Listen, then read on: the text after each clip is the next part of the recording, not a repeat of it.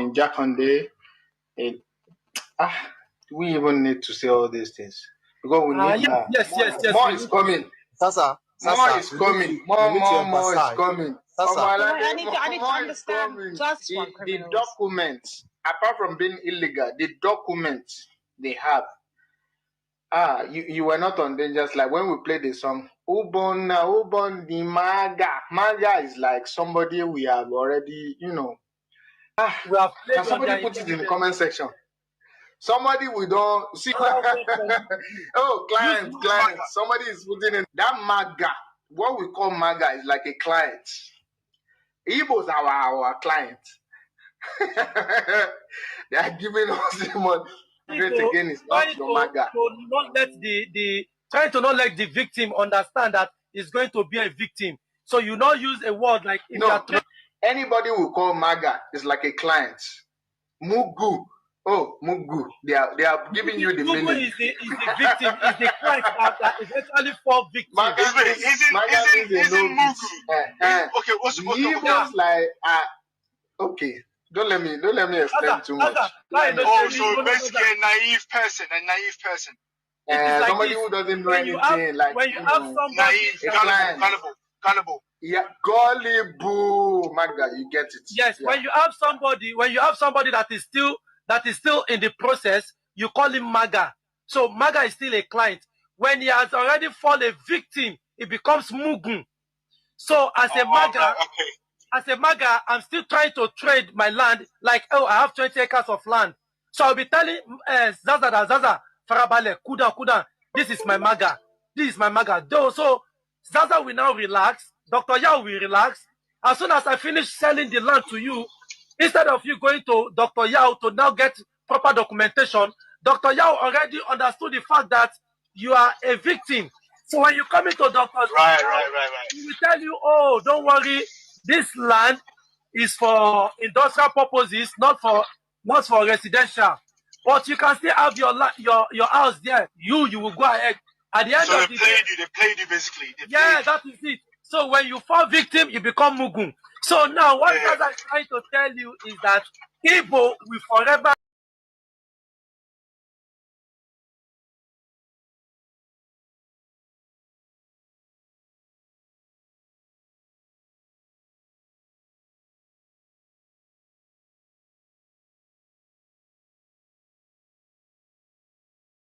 hallelujah.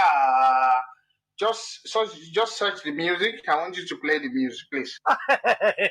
Blood of Jesus. Sorry for that.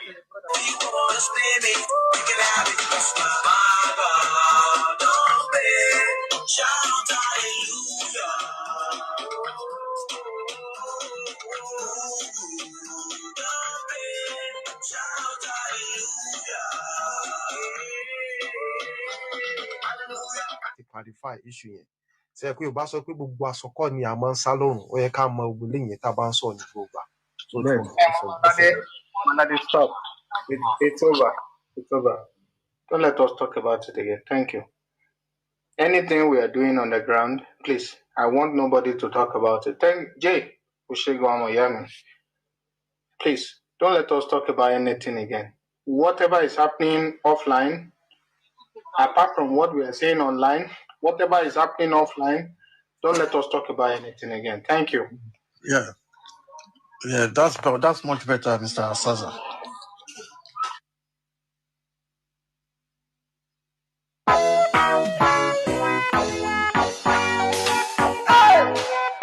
The bricks.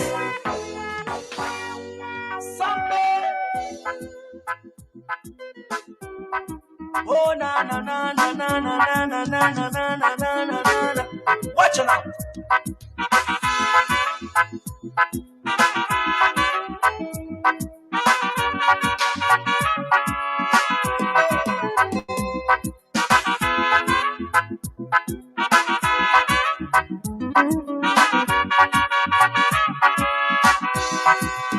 Watch me far away, see me far away.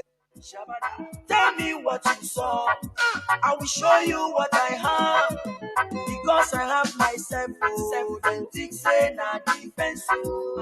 Make you watch my back, Now wait till you they see, yeah. Unless you have the sense, so go learn to pretend.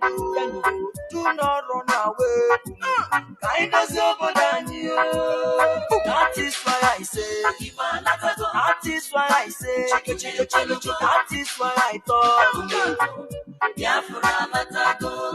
That is why I say, that is why I say, that is why I am. Kind of sober than you.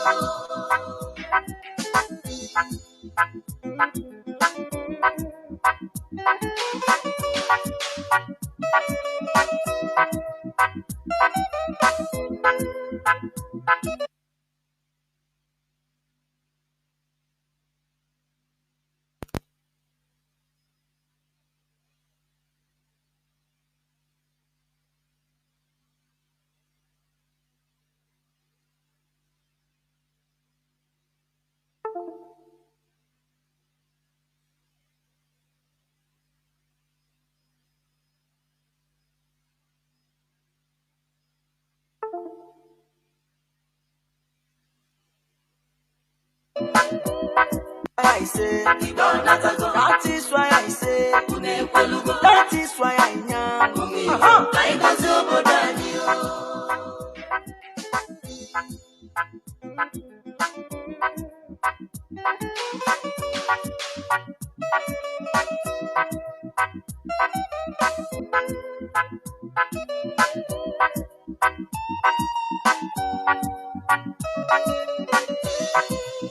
Ohaneze Ndibo, how na day?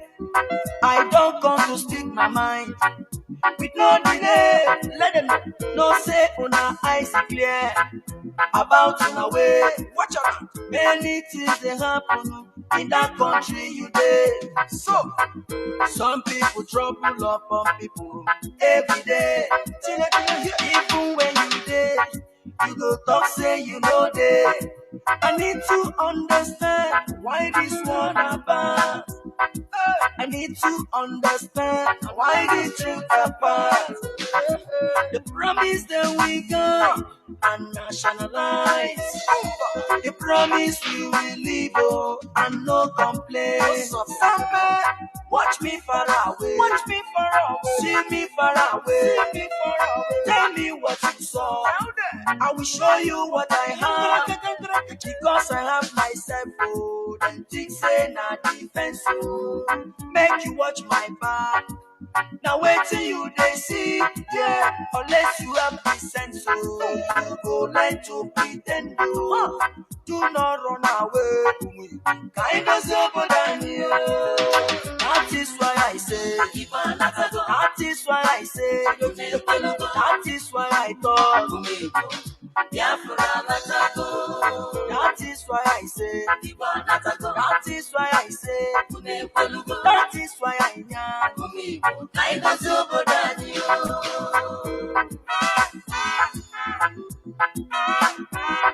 Samada, cha cha cha, kick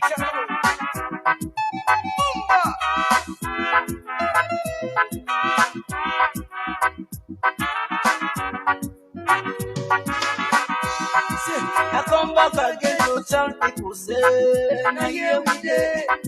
We don't come to stay. I say no retreat, no surrender. We're living big, but no array. Look at the soldiers killing innocent Biafrans every day. Look at the Islamists killing innocent Christians every day. It's depending me, it's depending me, it's depending me. Chupoki Kofiama, Materanya say Maka, Materanya say Maka. I know Ginaka, that is why I say, that is why I thought, that is why I am. That is why I say, that is why I thought, that is why I am.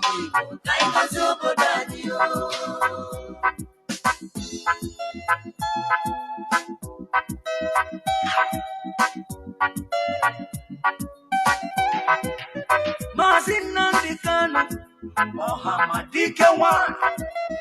Umu Biafra nine. Ayisigi gabaniru. Onya kaya kacha. Well if eneme.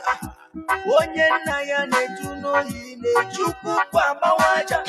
You are whiter than snow. Oku kibesio. We stand where you stand. We say no secret trial. Onyinye chuku.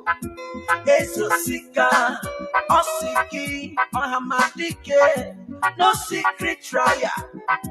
Prophet Yahweh's young, Osiki, Ohamadike, Osiki, Jisike, Mazus, Ejike, Koli, Osiki, one day Mute BJ, Sikwa, no well if enemy, no well if enough. Well, if I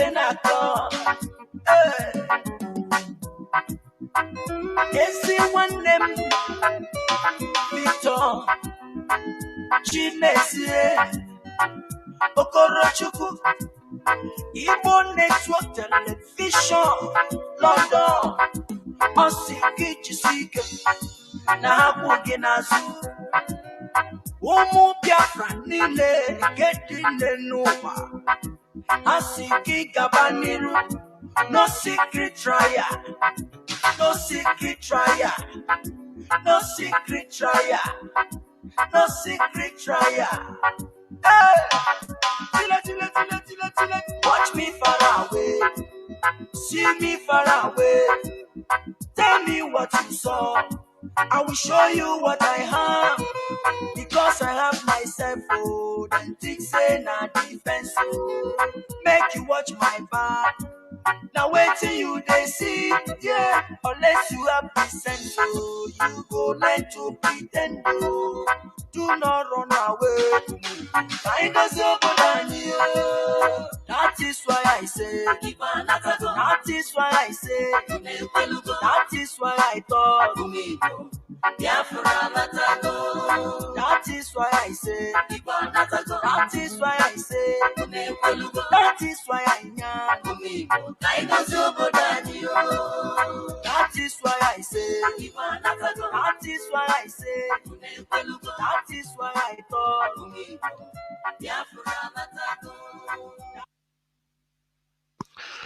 Good morning, good afternoon, good evening, good night, great Biafrans and lovers of freedom. This is Radio Biafra House of Service coming to you through Radio Biafra London. My name remains Mazi Chinedu from Alo province of Biafra Land, and we are here live and direct. Today is the 27th day of October 2025. Tata bo obochi nkwo. Therefore, I welcome each and every one of you to welcome your friends and well wishers that the hour has come for us to gather together where it all started. This is the place where we worship. Therefore, please invite your friends and well wishers, even your enemies, invite them to listen to this hallowed platform, because this is where it all started. This is our gathering point. I am surprised that some people, like yesterday on X, somebody said he cannot find Radio Biafra London on the social media. I was surprised. Please, we are on social media. We are on Facebook, broadcasting on Biafra Television, Biafra TV platform, Biafra TV, Big B, Biafra TV platform, please. You know, many people plagiarize Biafra TV, but please, Biafra TV, the original, on Facebook has 477,000 followers. Please. 477,000 followers, please. On Biafra Television, and we are there live right away. Also, there are many other individual platforms, platforms that are streaming our live program. We have IPOB Rapture Media. We have the Biafra Digest, the Biafran Digest, and many other. Please just ask Google, how do I listen to Radio Biafra London on Facebook? We are also on these platforms on X and YouTube. Please, therefore, you don't have no excuse of not listening to this message, or this message of emancipation, the gospel of emancipation that was started by Mazi Nnamdi Kanu, because this is where we worship. We are also live and direct on FM in parts of Biafra land. FM in parts of Biafra land, including Asaba and environs, because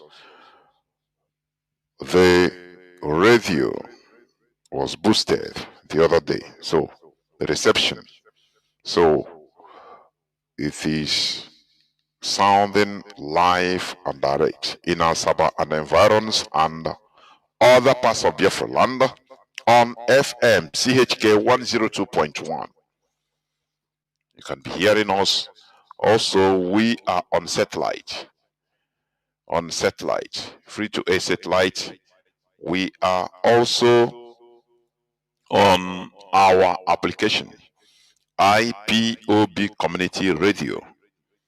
IPOB Community Radio is a very low data consuming application that was specially designed in order to accommodate our people that are in ground zero, that primitive zoological jungle Republic of Nigeria, where there is no electricity.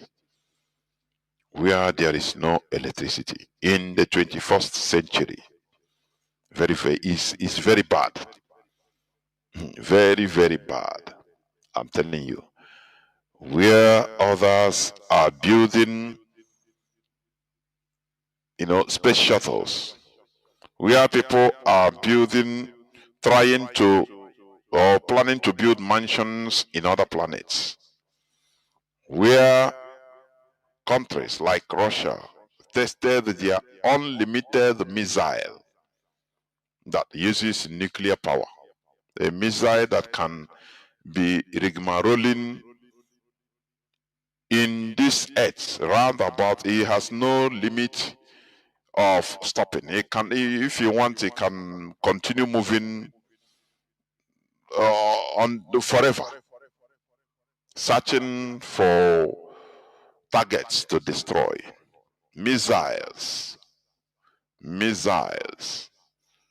that has unlimited power to push it around, to move around the world as it wants, without refueling, without power failure. But lo and behold, in the zoological primitive jungle Republic of Nigeria, that place called Nigeria,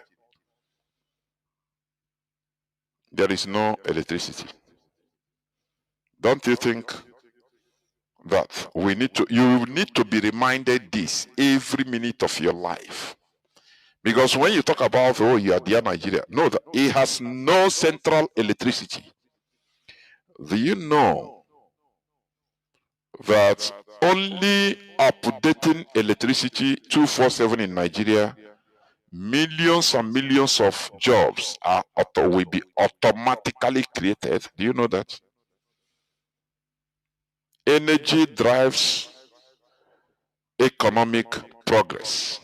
That is it. But the owners of Nigeria purposely made sure that you continue staying in darkness. That Nigerians don't see light, even physical one, they don't see. As people are listening from all over the world, those in Nigeria, some that don't have money to fuel their generators or have solar power. Some are now fighting with their how they don't even see their door. Some are being frustrated because they cannot even insert their key inside their door as they are just coming in because it is almost night in that zoological jungle republic. So they are frustrated. No light. Some you have fridge, but it's not functioning because there is no electricity. Don't this make you to vomit? Is there not a limitation, a red line for Nigerians to endure? No electricity. In a so-called country that has abundance of coal, abundance of crude oil, abundance of different natural resources, even water bodies that can be used, rare earth materials, even uranium that could be used to generate electricity that can even power the whole of Africa, but there is no electricity. Shame on Nigerians. Mazi Nnamdi Kanu once said, if normally, he said he met I think a Liberian that studied in England. He asked him whether you're a professor. Mazi Nnamdi said, no, I'm not a professor. He said, why are you asking? He said, any time I met an African, mostly a Nigerian, and he introduced himself as a professor, he will hit him on the face and bear the consequences. Let him call the cops. He will explain to them that this animal calling himself a professor should not exist because they don't have electricity. What is the need? No electricity. They don't have central electricity. They suffer the population. Make sure you suffer and suffer. This is artificial suffering. Don't all this shake you? Don't this situation make you to think?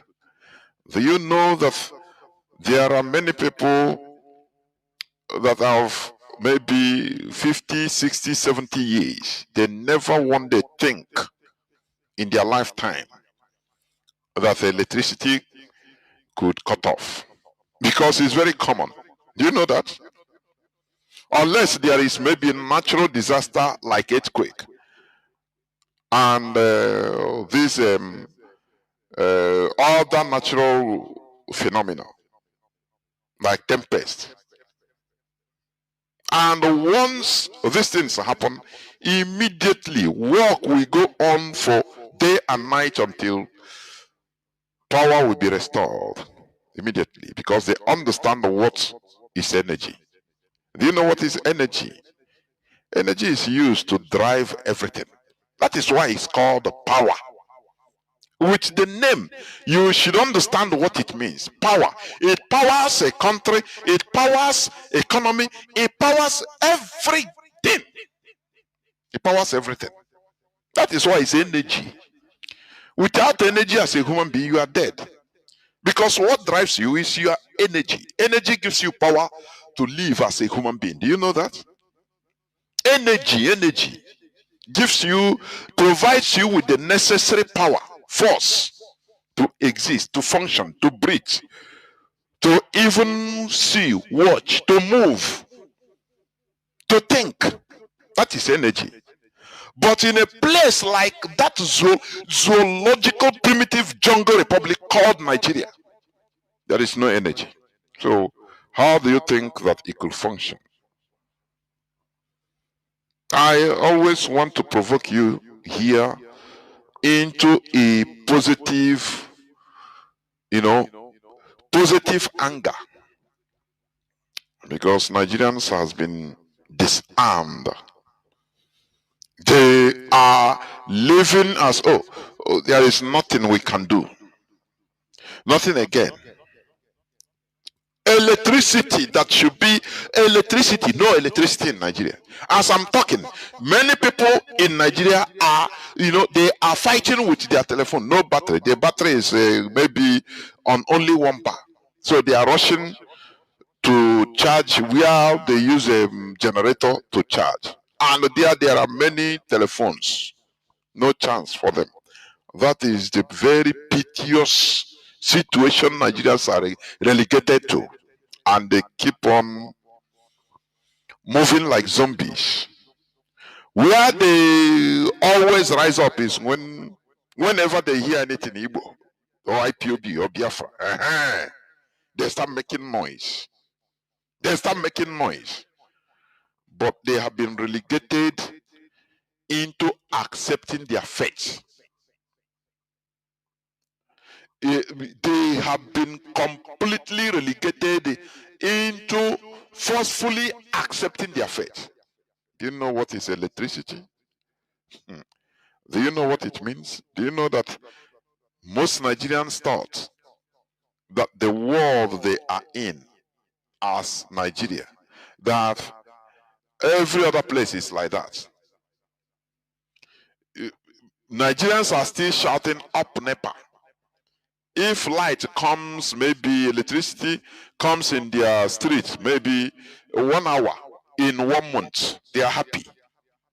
Nah, what thing we could do now? Ayoga Banochukwok. A people that has been disarmed, subjugated to live slave life, where they are powerful is when it comes to talking down on IPOB. That is where you see them rise up like miserable idiots. That is who they are. Here we say it as it is. That is why, Radio Biafra London, you must make sure to prepare yourself to listen. I am telling you. It doesn't matter what you are saying. No, these people insult. What is more insulting than depriving you of energy? Do you know what it means?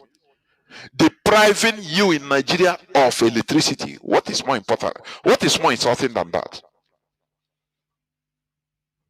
Nothing. No government provided infrastructure. No pipe bomb water channeled, into your home. No, you dig borehole by yourself. Provide your house with solar power or generator. Make polluting everywhere. People are dying like flies, relegated into believing that demon is on the walk. Demon is holding them. Oh, this demon is holding them. That demon is holding them. Sometimes when I look at the Nigerian mentality, I say, no, it is very far. Nigeria is unsustainable, honestly. Nigeria remains unsustainable. It cannot sustain Nigeria. With the way things are bad, the way the politicians grab it all, stifling the population. No. It's unsustainable. It is completely unsustainable. And that is why we must continue in our quest for the restoration of Biafra. Are you getting what I'm saying? Therefore, we are here live and direct on Radio Biafra House of Service, coming to you through Radio Biafra London. As I said, my name remains Mazi Chinedu from Alo province of Biafra London. We are here live and direct. Today is the 27th day of October 2025. That being Monday. And this is also a day that Mazi Nnamdi Kanu went to court physically for trial. Remember that he is representing himself. Let me just glance through the summary of today's court process in Abuja. At the resumed hearing today, Mazi Nnamdi Kanu said to the court that he has gone through the case file and has realized that there is no valid charge against him. You remember, he is now representing himself. He argued that since he is convinced that there is no valid charge against him and that he was subjected to unlawful trial, therefore would not be need for him to open any defense. Justice James Omotosho asked him to file a written address to that effect and serve the prosecution. The judge advised him to consult experts in criminal law on the consequences of the opinion he has chosen. The judge thereafter adjourned till the 4th, 5th, and the 6th November for the adoption of the final written addresses based on the defendant's position that evidence led so far and the charge have not established any case against him, and for the defendant to enter his defense. This is the summary of what transpired in the court today. Adjourned. Therefore, we must continue. And I will just be making my reference on today's submission, which I term building a functional or a functioning political system. That is what I term the title of my submission today. But nonetheless, we must continue to issues at hand. As I was saying, being in Nigeria is suffering the population. People molded Nigeria. People structured, created that place as it is today. And people are benefiting. Britain is number one. If you go to the coastal part of Biafra land and see what is happening there, we are seeing reports of what is happening there. Super tankers everywhere, loading oil, stealing. Let me tell you something. You see this world, the world has no heart. The world is a jungle. The world is the survival of the fittest. I am telling you honestly. That is why sometimes I ask myself, I say, look, did we, accompany others? Did we come into this world as accompanies, people that accompany others to this world? What I'm talking is as a people, as black people, as people that call themselves Nigerians. Even with Biafra, did we accompany people into this world where other countries are making progress, cut-edge technology, progressing? I say in Nigeria, people are still talking about no power to charge their telephone batteries, no power even to see road in their communities, inside their rooms, inside their houses. Sometimes this situation can make you to cry. You want to do something, but you don't know what to do.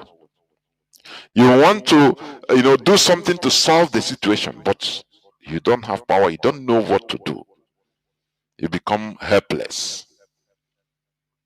This is very, very bad and embarrassing for us as black people, for us as Biafrans, honestly. Do you know what? You know why we are angered? Because we have the capability, we have the capacity to engage, to contribute our quota, to compete on the world stage. We have the capability to do that. But lo and behold, we found ourselves in a mess, in a messy situation, in a country where we are relegated to good for nothing. I'm telling you, it's very, very sad. Sometimes I moan, I wail, I say, how is the mighty fallen? How is the mighty fallen? And I see this as lack of political acumen, myopism in the case of Biafrans. That is why we are relegated to this. We are very bad in politics. That is why I'm going to talk about this issue or this caption, which I mean building a functioning political system. Building a functioning political system. It is a pity that we, as the type of people we are, dynamic people we are, we find ourselves in this situation. What do we do about it? That is why IPOB is here, in order to champion, to lead the way about restoring our dignity. Restoring our dignity. Because we have lost our dignity. I'm telling you honestly. Now, before I continue, let me just read just one or two news headlines, please. One or two news headlines. It says today's news headline. North Central worst hit by insecurity as over 100 Nigerians killed, 120 others abducted since August. Report. These are human beings, so this is the official report, official. When they talk about official, or when we say about Nigerian official report, know that it is highly undermined. The numbers are too high. When you hear people that are killed, these are human beings like you. Do you take your time to reason? Do you know the reason why these people die? Because they are found in an entity called Nigeria. They are Nigerians. That is why they are dead. They die avoidable deaths because they are Nigerians. That is it. And that is why we always say that, look, Nigeria should be balkanized in order to save lives, because Nigeria has been killing the people. The people that created Nigeria, Britain, that created Nigeria, is busy looting, stealing crude oil, stealing rare earth materials, stealing gold, stealing diamond, stealing uranium, stealing marbles, stealing anything you can think of that is natural resources. They are looting, making their countries great. That's why I say, you see, this world is the survival of the fittest. I am telling you. And they made sure that they keep us in a perpetual imbalance so that we continue shaking, killing ourselves without caring. We don't have even the time to care about our resources that are being looted. That is the game. And they want it to be perpetual. For us to be like equal humans like them, we need to find a way to move out of this perpetual imbalance which they keep us. That is it. Otherwise, you are not an equal human being to them. That is it. If you are an equal human being, free yourself. Free yourself. Restructure yourself, reorganize yourself the way you should be. Do you know, I used to give this example. Before India got their independence in 1947, to come out as two different countries, contrary to what Britain planned for them. Do you know what? They reorganized themselves.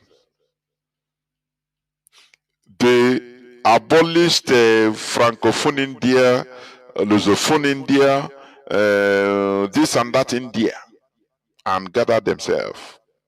That question being raised, who is an Indian, made them to reorganize themselves. And do you know one other part of the history? There is a very huge movement of the people, reorganization. People left their ancestral land. Communities desert their ancestral land in order to move towards another part. I don't know whether you... according to history or historical documentation, there were more than 20 million people displaced or reorganized that moved around and settled in other places in India prior to 1947. Let me explain to you what it means or give example. For example, if Biafra is being, or Nigeria is to be balkanized, now the northern Hausas, the northern indigenous population that are non-Muslims, listen, they will leave their lands, ancestral land, where their umbilical cord was buried, or we are buried. They left, they will leave it and come down to Biafra land and settle in different parts of Biafra land as their permanent home. And those, the Biafrans that are also Muslims, they will leave Biafra land. I am telling you what Indians did. I'm just giving you examples so that you understand it better. I'm not saying that it is what will happen. No, I'm just giving you example what it means. For you to understand to an extent, people can go for their freedom. For not only for their freedom, for their development in the future. Now, the Muslims that are Biafrans, most of them now will leave their land and move to the northern Islamic side and have permanent stay there, settlement there for them and their future generations. Do you know what it means? It happened in India. Do you know why they did that? Because of that simple question, who is an Indian? They don't want future problem. That is why they prefer the present problem. Let them suffer it once and for all. That is why they had that movement of the people. More than 20 million people resettled.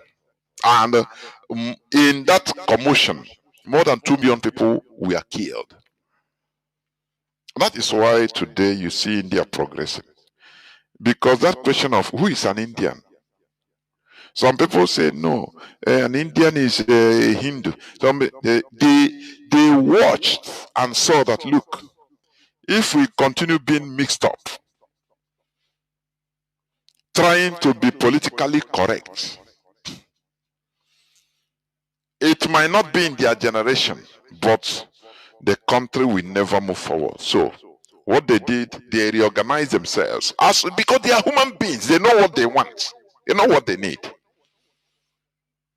Now, the Muslim part admitted those Muslims from the Hindu majority living in the Hindu majority and the Hindu minority in the Muslim side left their lands and went and live in the Hindu majority part, which is India today, and they separated into what you call Pakistan and India, two countries. Do you know the funniest thing?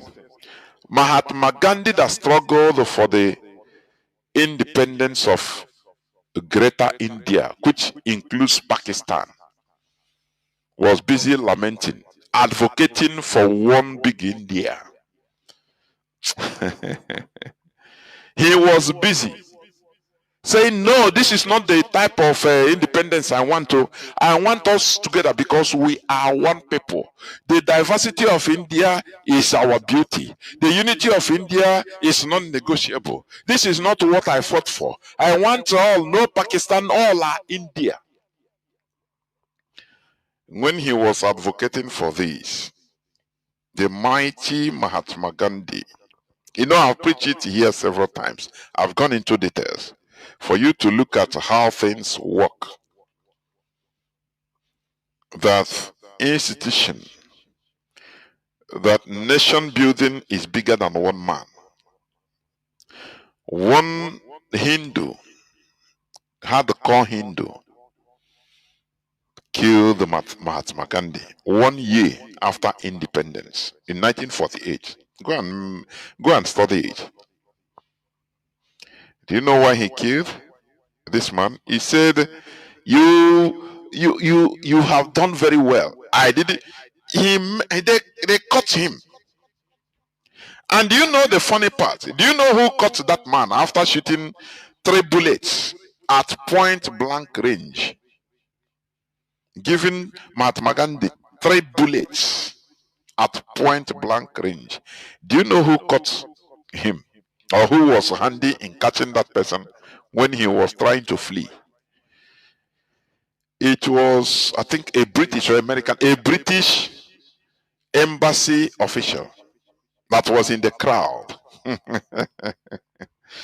If our people understand how things work, how politics is so sophisticated, I am telling you, we shall be also sophisticated in mindset, in our thinking, in our behavior. I am telling you, in our political thoughts. Let me tell you what happened. Mahatma Gandhi fought the British without guns, neither bullets, to a standstill, forced them to give India independence. But the people took over the struggle and reorganized themselves. And, innovated that struggle. It becomes the people's struggle. Now, when the people are doing their thing, say, look, if we have this, if we continue living in this or have independence as this big India, big country, big India, that it will not be to the advantage of us as a people. But Mahatma Gandhi did not see it with them, exactly like Azikiwe. He did not see it. He said, no, I want that big country. It is what I fought for. The people said no. Naturally, they divided themselves because of their core value system or differences in core values. The Pakistani side are Muslim. The India side are Hindus, mostly. So they say, if we accept to live together as one country, we will be killing ourselves. Exactly what is happening in Nigeria. Because our values are completely different and not only that, divergent. But this man, Mahatma Gandhi, is a great man. He disagreed. He said, no, We must be one country. Even after the independence that two, that saw India and Pakistan came out, to the consternation, to the surprise of Britain. Now, you know what? They started using him. The British Secret Service started manipulating the same Mahatma Gandhi that fought them in order to do what? To make sure that whether they will continue being together as one country.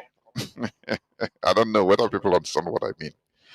So, no person is above manipulation. I said nobody. The colonizers are masters. When they cannot defeat you directly down, they try a way to manipulate you, using that thing you believe in order to manipulate you. They did it to Azikiwe now. But the people were at alert. Are you getting what I'm saying? They checkmated their hero. They checkmated him. Say no. When the person they got, so they continue. The British Secret Service continue keeping eye on Mahatma Gandhi to make sure whether he can reverse that two country, India, Pakistan, promoting him. Oh, we want to one India, because what Britain wanted to do, what they planned initially, was to create a very big, giant Asian zoo that could be up to 2 billion people by now, where they will be killing themselves, as Nigeria is doing. Where one part will be, they will not even have time to be advancing technologically. Now Britain will be taking away their resources, their natural resources, and coming as peacemakers, as they are doing in Nigeria. Remember Captain Aliang, when he was the British High Commissioner in Nigeria, every time he said no democracy. He said no, the election was though there were skirmishes, but some people were killed anyway. But in general, it is free and fair. They promote all these things. These are master planners. Remember, Britain got their independence. England got their independence from the Roman Empire in between 410 to 412 AD. People that have been there going to 2,000 years. What do you think? They know if they cannot fight you, they manipulate you, and you fall down. They get the same result. That is what they wanted to use Mahatma Gandhi to do. To use sentiment and say, oh, we are one India, no need of dividing. No. We come together, we are one people. There is a strength in diversity, as they have been telling Nigerians. But lo and behold, the people understood. They took action. Somebody have to do the job, the dirty job. When the man killed the Mahatma Gandhi, there was a shock in the whole of India. It was a total shock that time. But I know now they are grateful to that man. That is how the world is. Some things may happen. It will be a shock. That generation will not understand.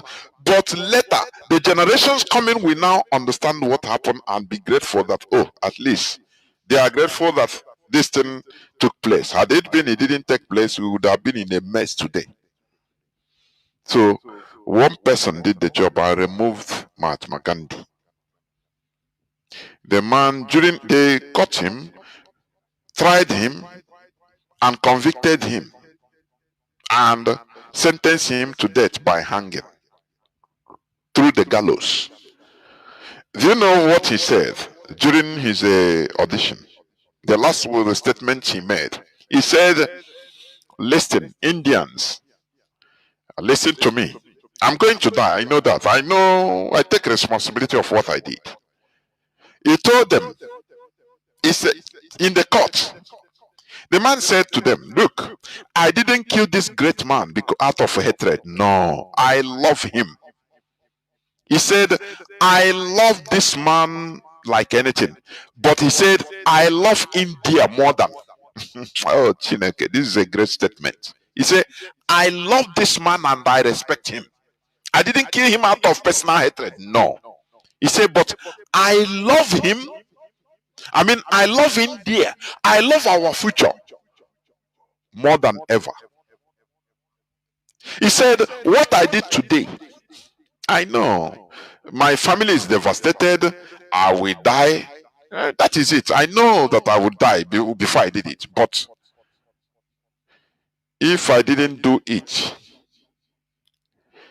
and this man continues living, Indians will use the sentiments of the love they have for him and misroad, and the next generation will blame them. By that time, Mahatma Gandhi will be no more. I will be no more. Many of us will be no more. But the next generations will suffer the consequence of what this generation used sentiments in order to uphold. Big India. He said, no. This man has been preaching one big India, which is very, very wrong. He has been preaching too much peace. He said, if we continue this peace, we will become slaves to other countries. So that is what I saw. And he gave them example. He said, look, before I kill him, I came out. I did obeisance, whether 3 times, as the Indian culture. He saluted the man 3 times. He revered him as a great man. Showing that he did not kill this man out of personal hatred. No. But for the future generations. Because Britain could have used this man maybe to unite India through the sentiment of love they have for him and disregard their future. Do you see that? Now who is wise? That is why they say, okay, that his death completely confirmed the independence of Pakistan, separate from India as 2 countries. And that is when Britain knows that they have failed in their bid to create a very giant zoological republic in Asia. So do you know what happened? Britain now withdrew Lugard, who were from, I think, India or the Indian British. He said, you guys have failed. Now go to Africa. I want you to create a giant zoo modeled to what we wanted in India, and I don't want it to fail. The monarchy, British Empire, gave this job to Frederick Lugard, and he came to Nigeria. They brought him to create a country from Royal Niger Company to be a Nigeria by joining people of divergent values together. And the result is what you are seeing today. The result is what you are seeing today. Imagine, let me give you ask you a rhetorical question. Imagine during the time of Azikiwe. Azikiwe was heavily loved by not only Igbos or Biafrans, by all Nigerians, most Nigerians. I'm telling you. Imagine that an Igbo man, for example, rose up that time near him and shot him into pieces. What do you think that could have happened? Given the reason that, look, Azikiwe, the way you are going, we shouldn't go like that. Let us break away. Let us stay our own, as Ahmad Bello have been advocating. Let them be their own side. Let us be a different country. Have our independence separately. People would have been at shock. But today we would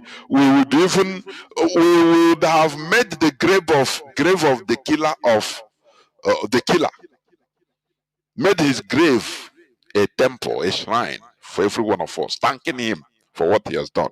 But that time people wouldn't have understood what happened. People would have been using sentiments. That is how the world is. That is why whatever you are doing, you consider the future. the effect it will have for the future generation. Not only today. I was in a space. I keep on giving this reference.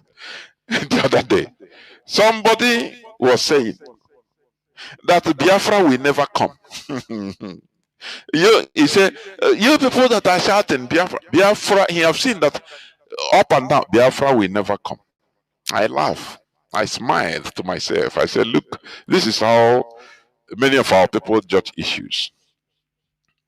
You know, when some of us have this myopic idea, because you know why he's saying like that? Maybe he has calculated, done his mathematics, and said, nah, here I get wishing now make I go a beg. We are not doing what we are doing, that Biafra must come even in our generation. No, no. If it comes, it's a bonus. We are sowing the seed, for your information. We are sowing the seed to future generations. Are you getting what I'm? You know, here we say it as it is. It might be that we can get what we want now. It might be that we cannot get it, but in the next 20, 30, 40, 50 years. Are you getting it? You know, when you say it, our people don't want to hear the reality.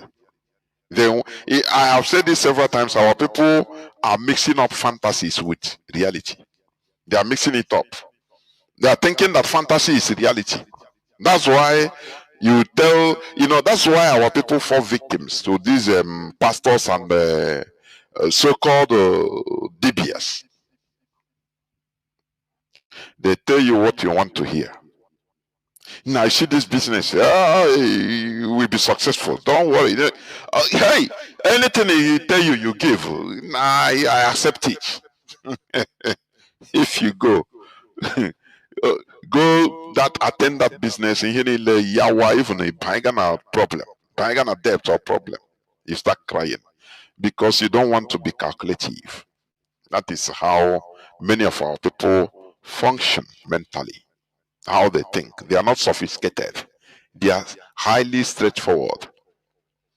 Now, these killings. North Central was hit by insecurity as over 100 Nigerians killed. Do you know why these people are killed? Because they are Nigerians. 120 others abducted since August. No fewer than 100 Nigerians have been killed and 120 others abducted between August 10 and October 26, 2025 in a renewed wave of religiously motivated attacks across Nigeria. That is the same Christian genocide. You know, they warn Nigerian journalists how they write so that they should not mention Christians as victims. So they become politically correct. In a renewed wave of religiously motivated attacks across Nigeria.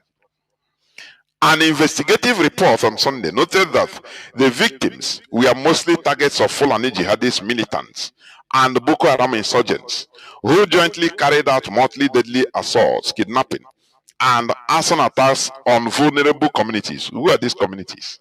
They are Christians. But they will not mention it because they are afraid. Is Fulani Christians? No. Is Boko Haram Christians? No. They are using Islam in order to carry out the attack to grab lands of indigenous population. That is it.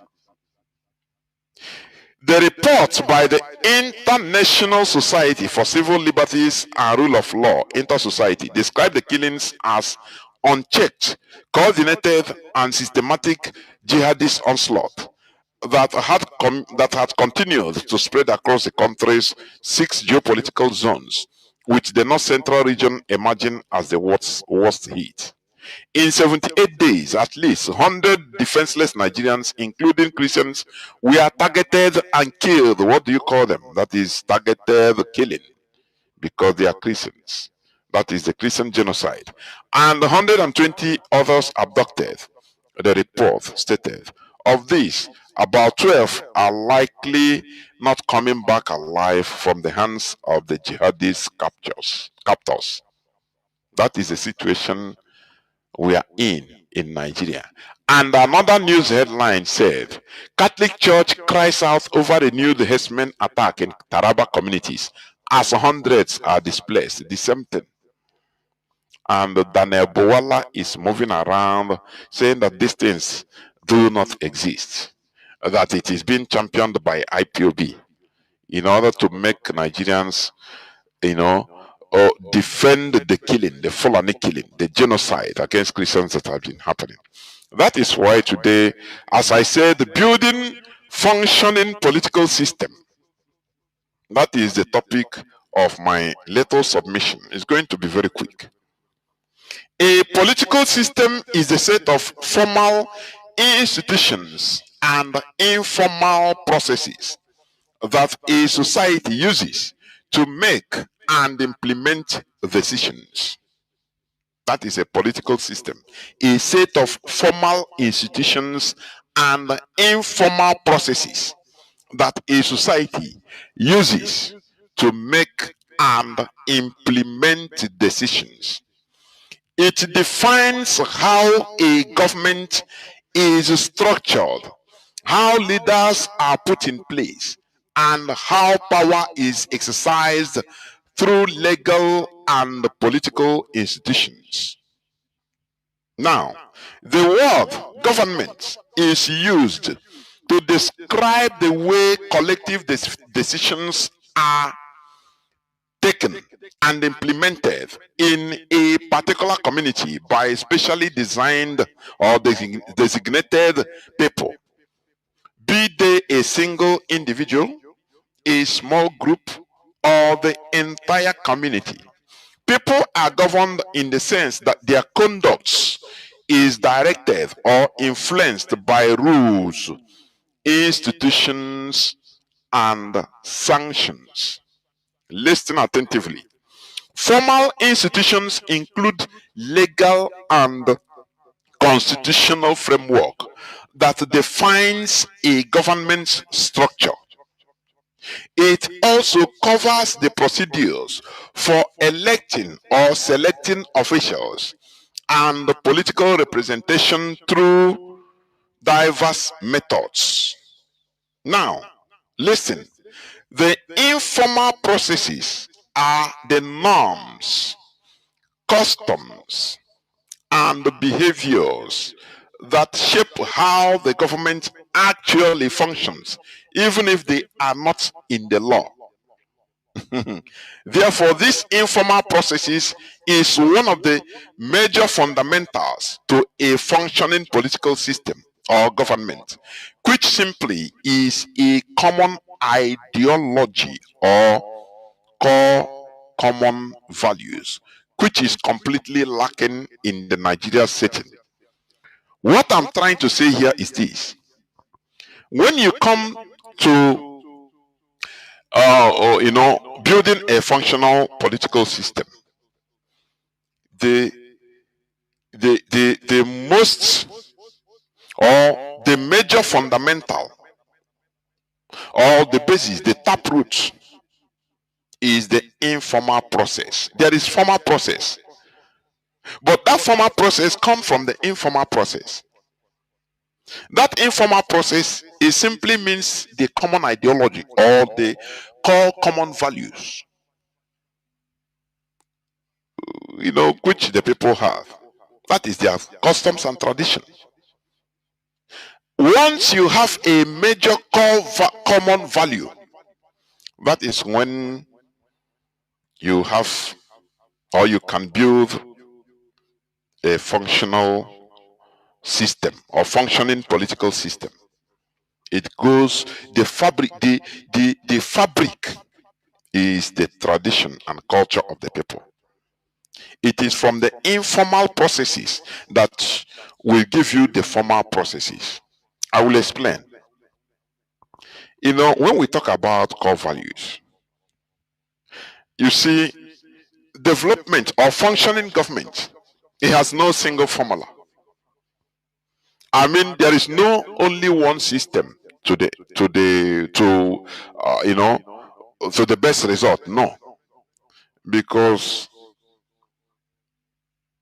different races, different nations in this planet Earth, they have different customs and traditions. All those customs and traditions could be developed in their own way in order to attain the same result of national advancement. Are you getting what I'm saying? For example, if you go to Japan today, they are highly traditional, but they are developed. They are highly traditional, but they are developed. They respect the elders. They respect old age. It's their tradition. You see a Japanese, you will bow, you bow, you bow. In a bus or in a train, you cannot see Japanese talking, making noise. It is their tradition. They salute, they bow. They see their elders, they salute. It is not the same in Europe. In Europe, nobody cares who you are. You can live with people in the same block. Every time you pass, you enter the same lifter. Nobody talks to nobody. Whether you are old or young, the young don't talk to the old don't talk to the young. Everybody is mu. Day in, day out, year in, year out. So you see that when an European goes to a place like Japan, he will see things as absurd, different. But is Japan developed? The answer is yes. China, the same thing, they have their tradition. Is China developed? The answer is yes. They don't have the legislative, executive, this and that, like the Europeans in government. But they have their organized system. One party system, but it is democratic because they elect their officers right from even kindred down to national. So they modelize their system using their core value. What matters is the end result. And what is that end result? Advancement, progress. That is the thing. That is why, like in Igbo adage, you say, Igbo adage covers everything, but we fail to understand it or read meaning or interpret it very well. It means a lot. It means that any person that comes to you and tell you that they have their own religion is the only way. No, that they are colonizers and nothing more. It is the only way to see God. It is the true way. It is true way to you, not to the other person, not to the other people. That is imposition of tradition. So what am I trying to say? When you come to to building a functional political system, what matters is using the people's informal system, that is traditions and culture, because that is the only thing that gathers them together. And that is why we always preach here about going back to our roots, because that is the only way that can gather us together, that binds us together as one people. It is the only thing that binds us together as one people. Our traditions, our cultures. That is the only thing. When you look at imposed religion, you see that it divided us into pieces. It made us to disregard our brothers and sisters. It made us to be separated. So when you talk about building a functional political system, what is worrying Nigeria today, why Nigeria is not progressing, is because of divergent values being joined together, being forcefully joined together. And that is what India avoided. That is why they had independence as two countries instead of one. And even from that two countries, other countries later emerged, like Bangladesh, I think Burma, And is it Sri Lanka? You know, and that is how it should be. Because if there's any mistake of forceful amalgamation, which Nigeria is suffering, will be it will be a mess, a messy long haul, which Nigeria is enduring today. Nigeria is enduring it today. A messy long haul, messy one, quagmirish long haul. Because functional political system should be built basically on the rocky base or foundation of core value, common core value. You know, there's something. When we were on space yesterday, Mazi Keke, he said something, a very striking point. Very, very striking. I remarked that, striking point. He said something. He said, when you meet those Igbo Biafrans that are Nigerianists, and they are against what we are doing, they are against Biafra restoration, and they always also tell you that they want to focus in Biafra region. Everything they say, no, let us focus. Don't mind what is happening in the north. Do not allow what is happening in the north to come to our side. Now you ask them, is it not hypocritical? You are a Nigerianist. Your country is Nigeria. Why then are you demarcating? Why then are you not talking about what is happening in Zamfara? Because it's your country. Why then do you want to focus? Now we say, let us officialize this by, taking care of being determining ourselves, by governing ourselves. The same thing. Focus on our region officially, so that we can develop our region by ourselves. And you say Nigeria, but they tell you, okay, if you are talking about Nigeria, why not? When you talk about what is happening, how people are being massacred in Borno, you say no, it doesn't concern us, which means you're a hypocrite. You are simply a hypocrite, because in your country you should be concerned everywhere.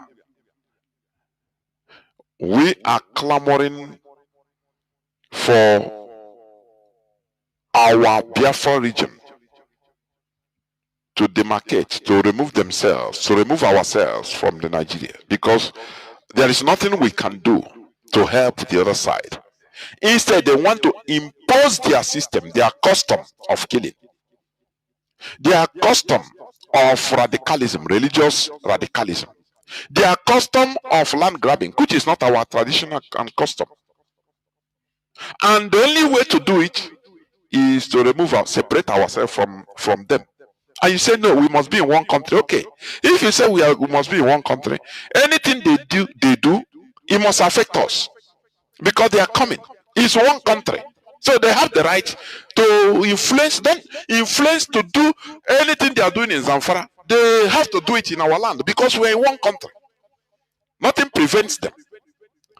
Do you see how these people, they fall when it comes to logic? You see that? So, what am I trying to say? This informal process is one of the major fundamentals to a functioning political system or government, which simply is a common ideology or common values, which is completely lacking in the Nigeria setting. Do you know the new world called America? Let me tell you something. America, these are Europeans mostly that went to America and settled there and killed tens, if not hundreds of millions of the indigenous people. They exterminated them. Only few living. They exterminated many tribes. Almost all the tribes, mostly in the Northern America, Canada and America, and the USA, and took over. Now, these are visitors. These are colonizers. And they came from different nations in Europe. Before they engaged in fighting for their own freedom as a colony, they have stayed there, coming from England, coming from Netherlands, coming from France. They have stayed there as colonies. Their children, their children have born out, generations. Now they say, no, this now is our land. We no longer have connection with Europe. So we shouldn't be under them. Now, the question now arose, under what auspices, under what core value will they use to fight for their freedom? Listen, if they start just like that, there will be anarchy. Because the English will be trying to take a majority. They were trying to take lead to impose their own system on others. Remember, they were colonies that came from different parts of Europe. Yes, they are Europeans, but they have different tribes. They came from different tribes. Because English is a tribe. French is a tribe. It's just like Africa. Yes, all are Africans, but from different tribes. Therefore, the traditions and cultures of all these tribes are not the same. So, what did they do in America? The first 13 colonies, what did they do? They have to gather themselves and say, look, we have to, because it's unjust for the British monarchy to be imposing on us taxes, ruling us from far across the Atlantic. They don't know what we are suffering here. We work hard, we pay them tax. So we need to fight in order to take and build a country, a common country. No more different colonies. They gather together, say we have to be a one country. But there is a problem. What is the problem? Under which tradition? Is it the tradition of the Dutch among them? No. Is it, would they allow French people to take over and manipulate others using their culture? They say no. Their cultures are not the same. Now, they have to find a common ground. Are you getting what I'm saying? Because enlightened fellows were in their midst. People like Abraham Lincoln, George Washington, they were there. They said, okay, we are going to detach ourselves from the mother Europe, from the traditions and culture, because we are no longer them. We are generations apart. We are living here. We are born here.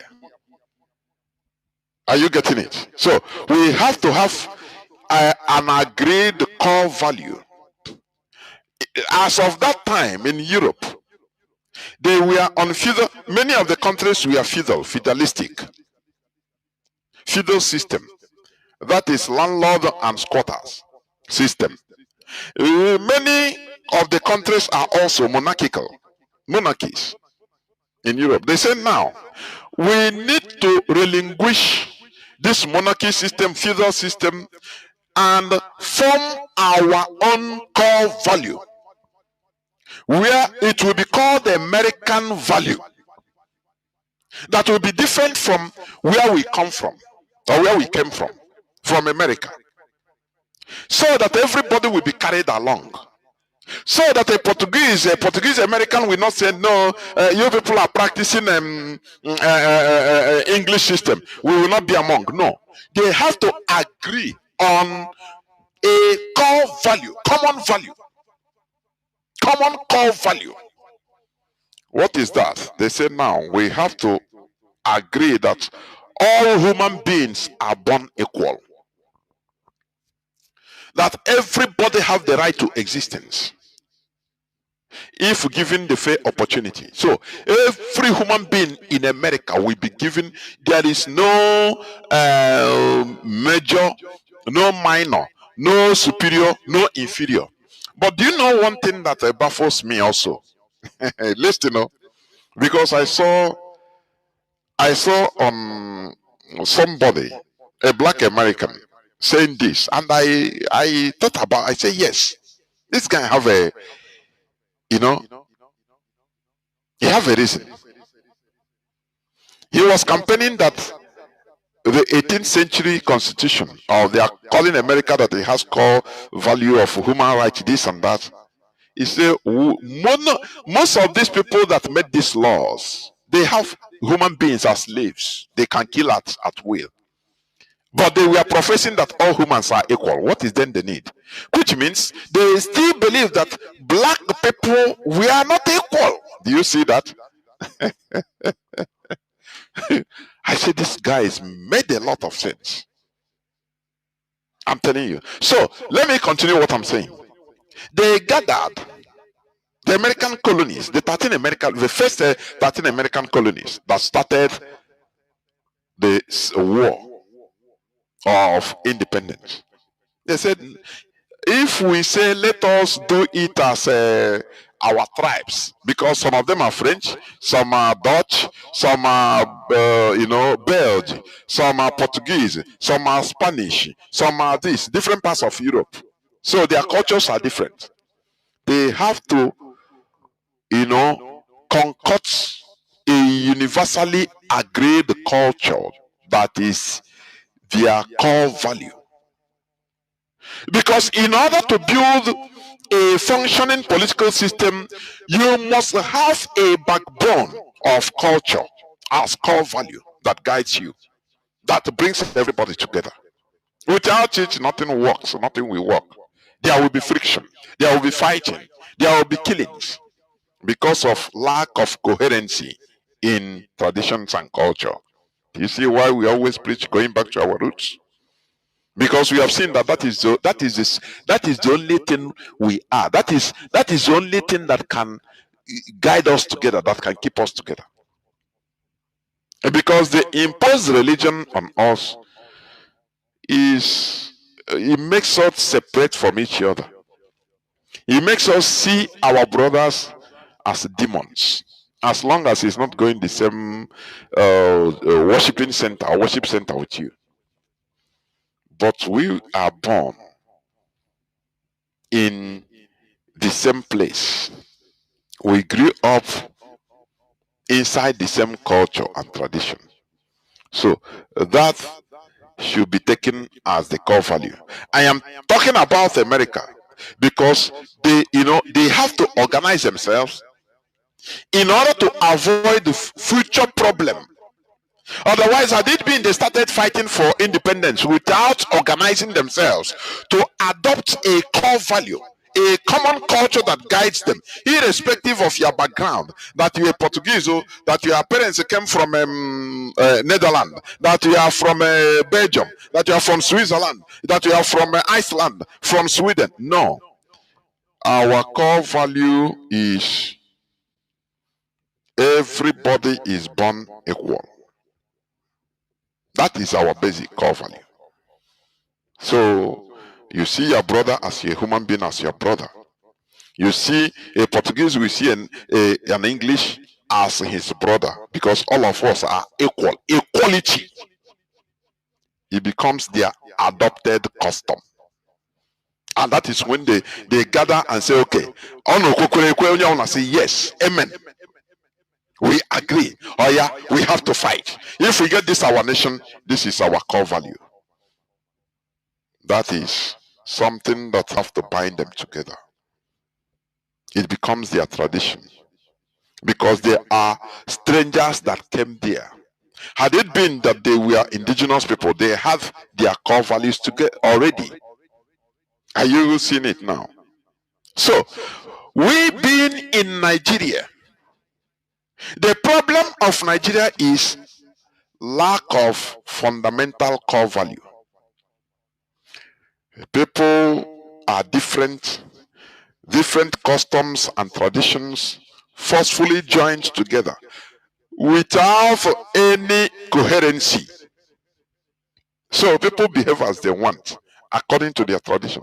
You know, as I said at the early, that okay, that a political system is a set of formal institutions and informal processes that a society uses to make and implement decisions. It defines how government is structured, how leaders are put in place, and how power is exercised through legal and political institutions. Okay.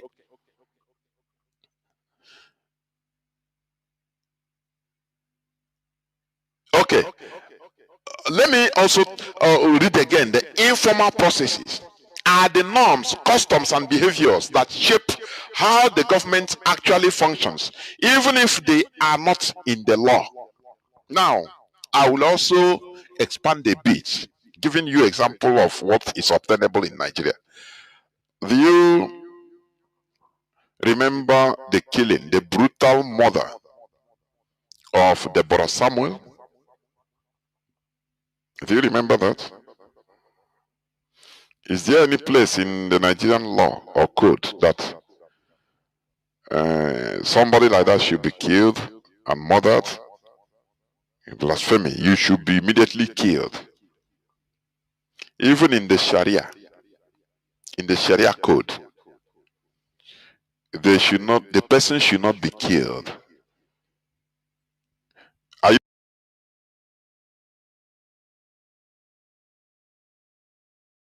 telling me? Are you hearing me? But through due process, the person will be sent to the Sharia court. This person blasphemed against Prophet Muhammad. That is Sharia. Listen, they are not defending blasphemy against Allah, for your information, but they always defend blasphemy against Prophet Muhammad. Are you getting it now? Now, but why did they kill this girl?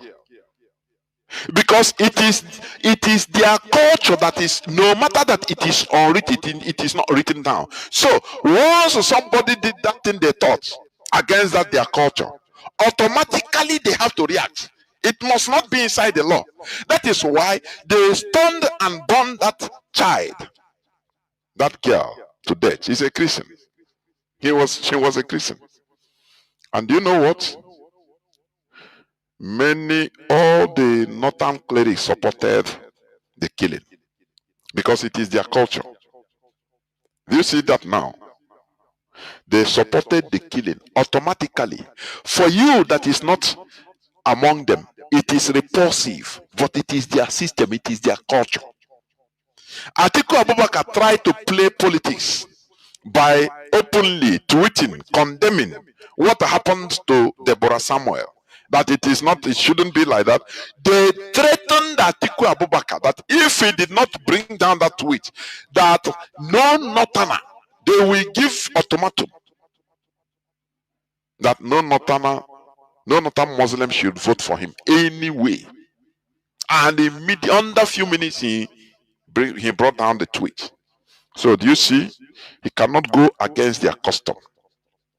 It is we that are outsiders that are seeing it as repulsive, but for them it is normal.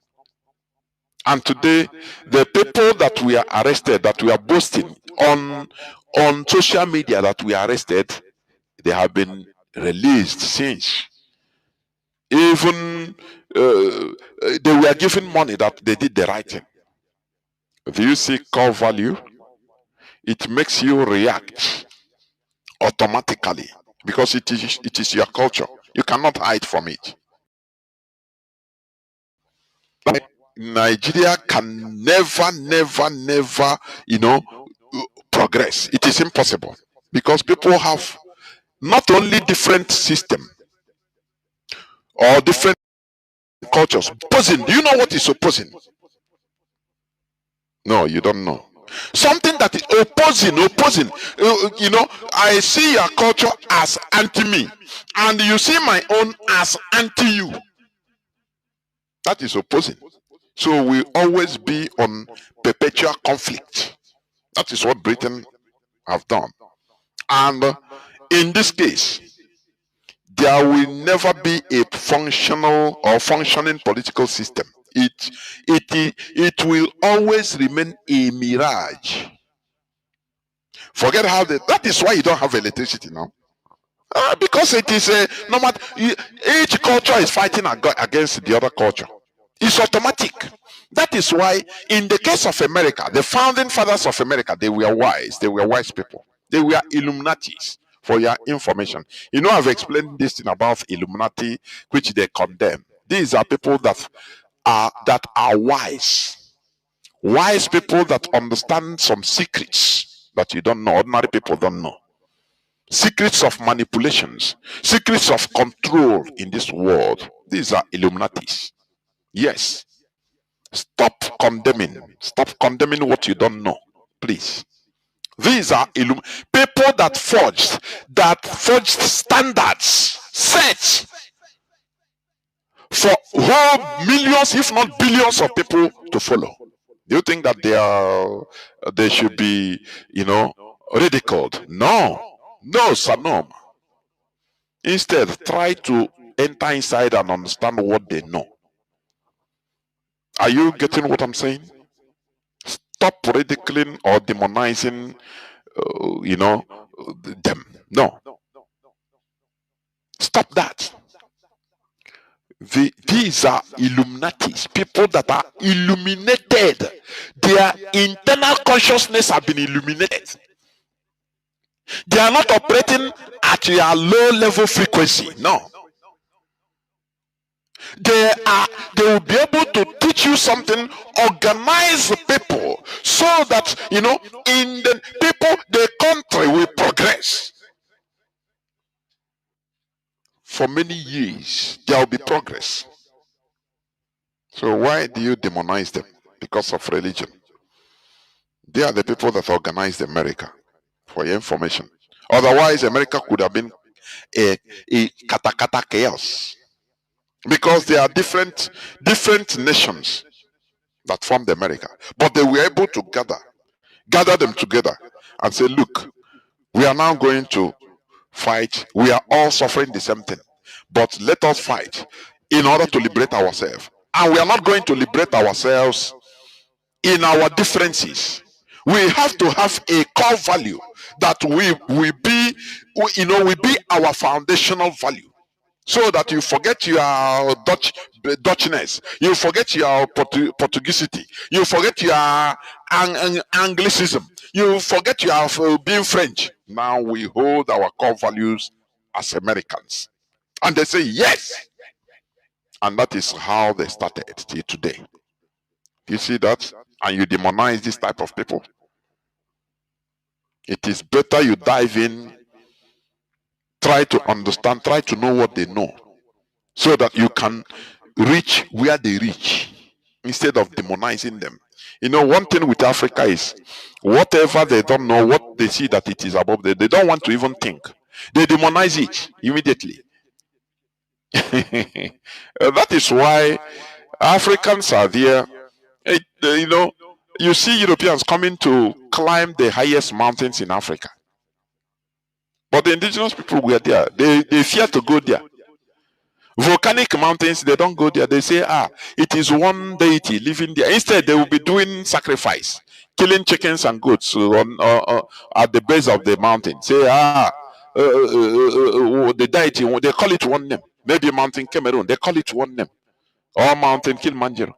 They call it one name, that the deity there, he want to eat. Anytime he vex, he will vomit. So no person will venture to go to find out what is there. They fear. That is what limited Africans.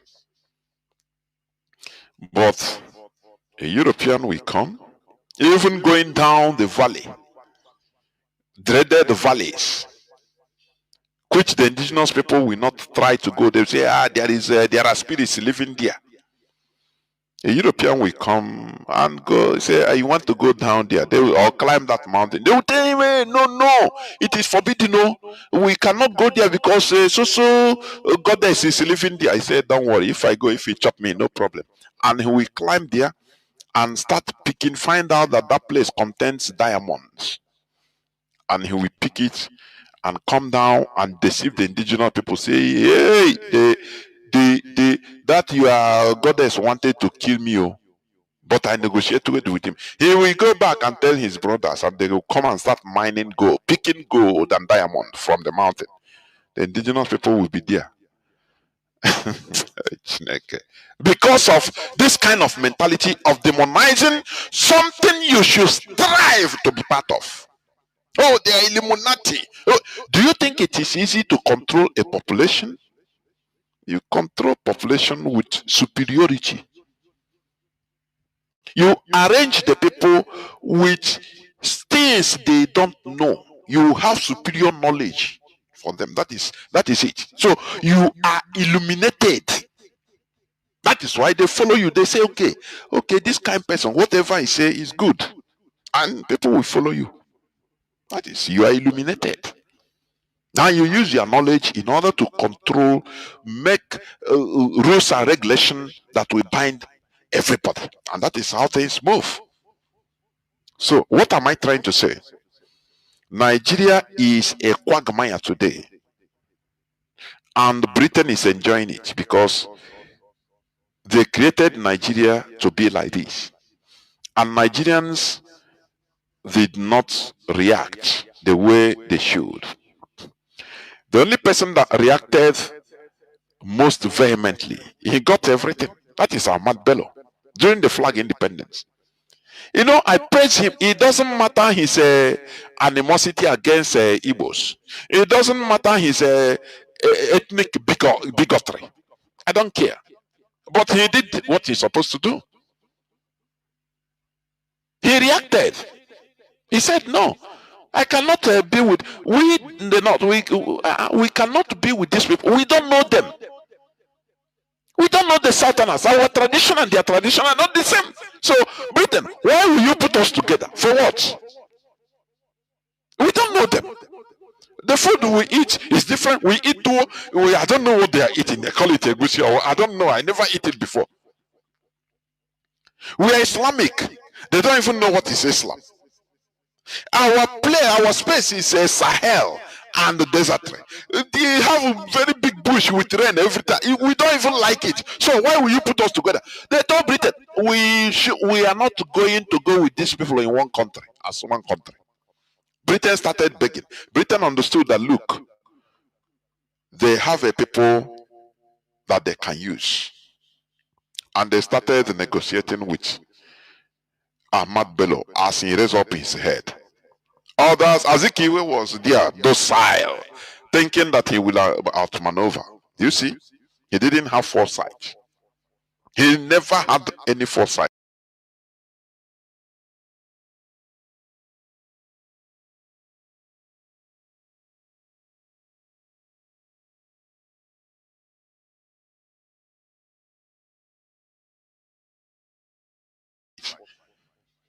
He believed that, oh, that big Nigeria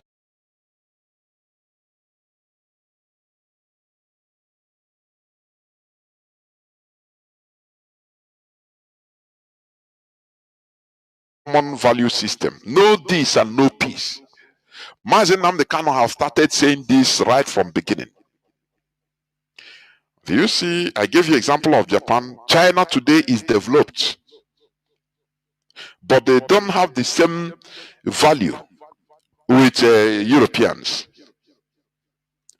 Different other South Korea, even United Arab Emirates, they are Muslims as their core value, but they are developed. The end product, the end result should be development and advancement.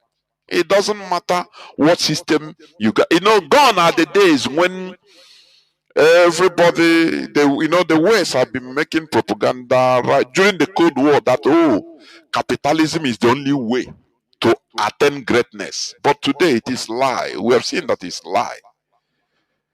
That is why they pushed African countries into fighting with their shadows. Because what you are hearing as arguments in African radios and spaces today is democracy, democracy, democracy. And the Europeans are promoting it, that argument, which is the wrong side of the argument. I've been saying it.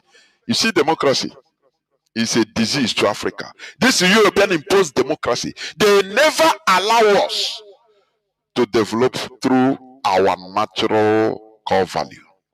Instead, they fuse. Oh, democracy, is it not what they are doing in Nigeria? Where is the democracy? Is it not what they are doing in Nigeria? How did Tinubu come into government? Come into power. He said, "Na my turn, Emiloku, na my turn." When results were being announced on Chinese television, on Nigerian media, you see how they are counting. They will count 1, 2, 3, 4, 18, 1002, 1003, 1004, 5000. Yeah, people are watching it. And that is democracy they brought, isn't it? Isn't it? They gave us the whole equipments of failure. they took our originality, our core values, and gave us the whole apparatus to fail, and we are hanging on it. They demonize our cultures, and today any Nigerian president will swear in with will be sworn in with either Bible or Quran. That is number one. Governor, senator, Bible or Quran. They know that all these things are fake. So, they put it's fake to us because it is not original to us. But they make sure that it is what we use to swear in our public servants. People that should be sworn in using Amadioha, using our shrine that is working. The long juju. So yeah, you want to be our governor? Oh yeah, come to Arushokoji. Oh yeah, remove your come. If you touch any kobo belonging to the public without representing us cordially, that Amadioha will kill you, not only you, your children and your generation. Oh yeah, swear. These are things that work, what we know. But they removed it, they demonize everything, and now they gave us the whole equipments of failure. I call it equipments of failure. And we grab them, and we are moving towards abyss, failing. That is why, a functional political system, it must be original. Japan knew it, and that is why the original, they are progressing. Saudi Arabia knew it. They grab their own, they are progressing. Look at the countries that are in turmoil, religious turmoil, mostly Islam. They are not Arab countries. Many of them are not Arab countries because it's not original. Once you are poisoned with artificial, you have been given equipments of failure. You will be fighting with yourself forever until you realize that, look, this thing that I'm holding is fake. Let us go back to our originality. And that is when we will be able to build a functioning political system. And that is why, in this restoration effort, it is being accompanied with the normal, usual teaching, educational awareness that is required for our mental emancipation, for your information. That is it. Therefore, functional political system building or systems are building depending on the norms, customs, and behaviors of the people. Let me play you this clip, which I played day before yesterday, and I've played other days.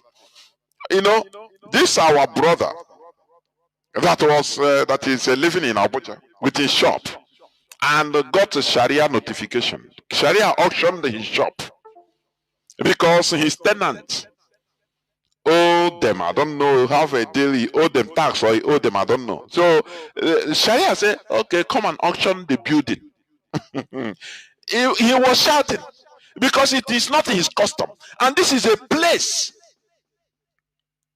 we're supposed to be as a country. How do you think that this will work? Do you know that had it been,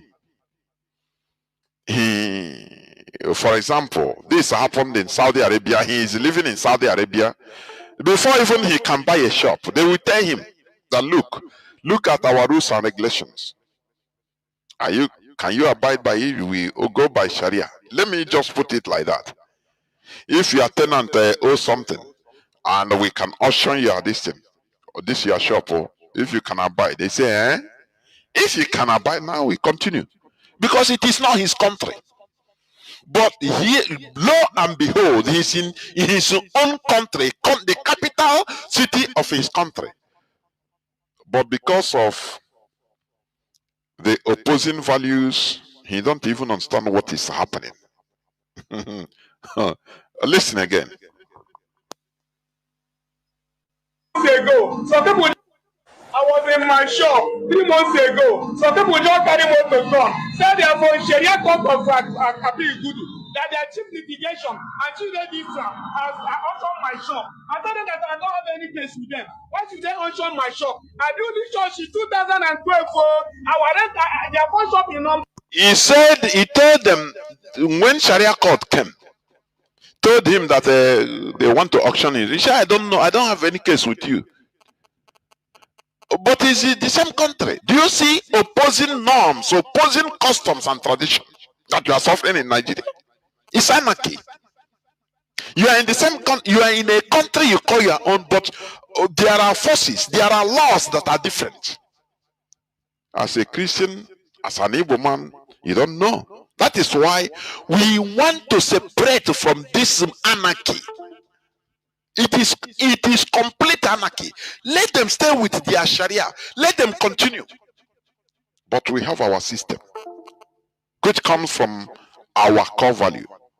But some people are yapping. Sometimes, I say, I want people to make sense out of the whole nonsense that is going on, please. To make sense to me out of the whole nonsense. How can you be in your so-called country? You don't even know which one is left and right. Which tradition are you going to take? In a capital city that everybody should be protected under one national law. But lo and behold, another law, Sharia law, is being used. And you're telling us that we should be together? Is that what you're telling me? That we should continue being in this anarchy? Continue listening. I rent one to somebody. They said that person in the shop, you saw him take credit. I told the person owner, why can't people buy his goods? That the goods in that shop, they know nothing about the goods. They say what they know is they want to take that shop. I tell them the side should come to the court and tell them this I'm the owner of the shop. I go there, even though I'm a Christian. I tell them I watch. He told them that he don't know anything about Sharia. But their Sharia told them that, according to the Sharia code, that the properties of infidel is their own. Are you getting it? The properties of infidel, he is an infidel to them.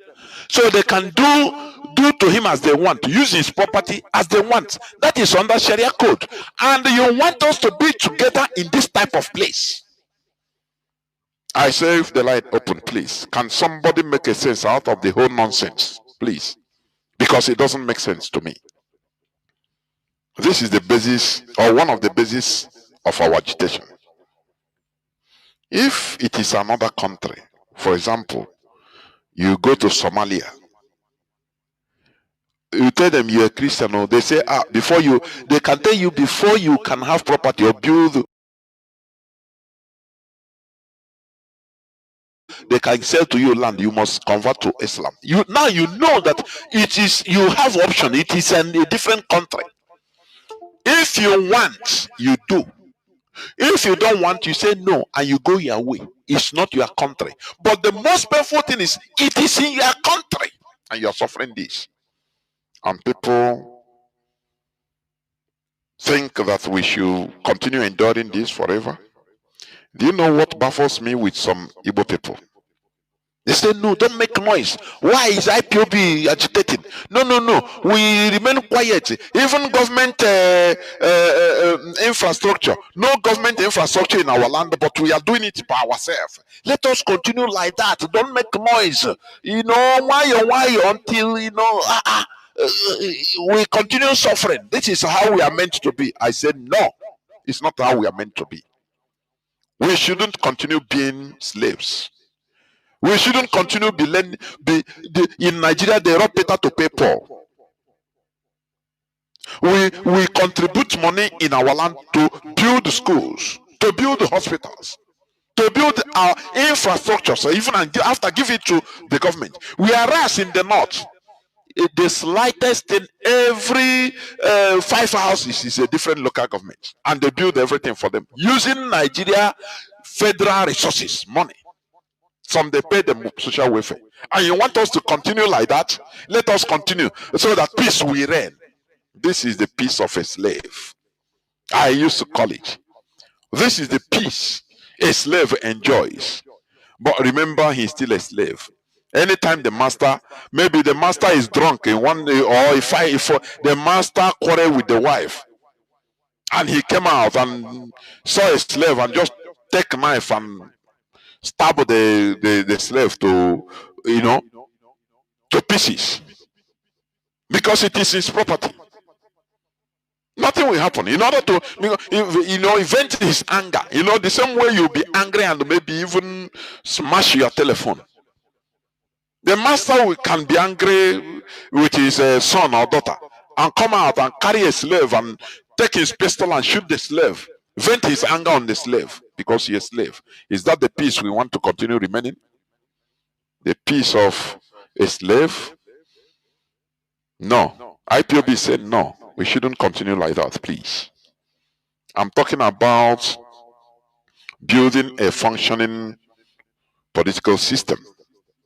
Building a functioning political system. That is what I'm talking about. And it is impossible in Nigeria, because it needs the core values. And Nigeria have different and opposing core values.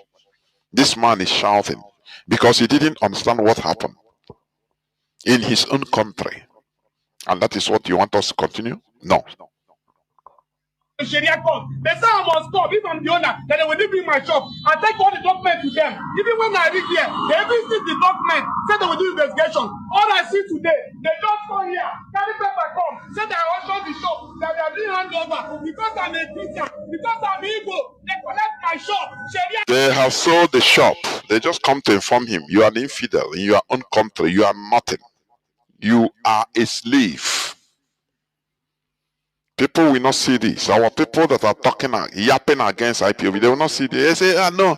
Anyway, let the man go and pray.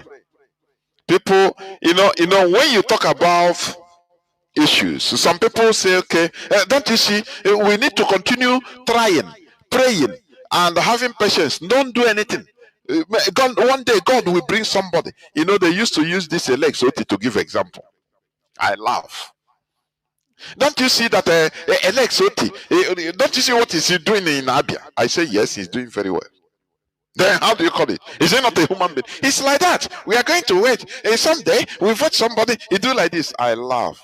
I say okay. You finish? He say yes. It's okay. Sit down. Excelency, how many years does he have in office? Just let's give him 8 years. Full for 4 years. Isn't it? He say yes. After building everything, do you know the next person that is coming? What if the next person coming after him neglects and destroys all he has built? Now you start praying again. You have to say, okay, God, help us bring another person. Let me tell you, our people are basing the building of political, functioning political system based on individual sentiment or individual pity. No, man. I'm trying to, build a nation where institutions work, where institutions function.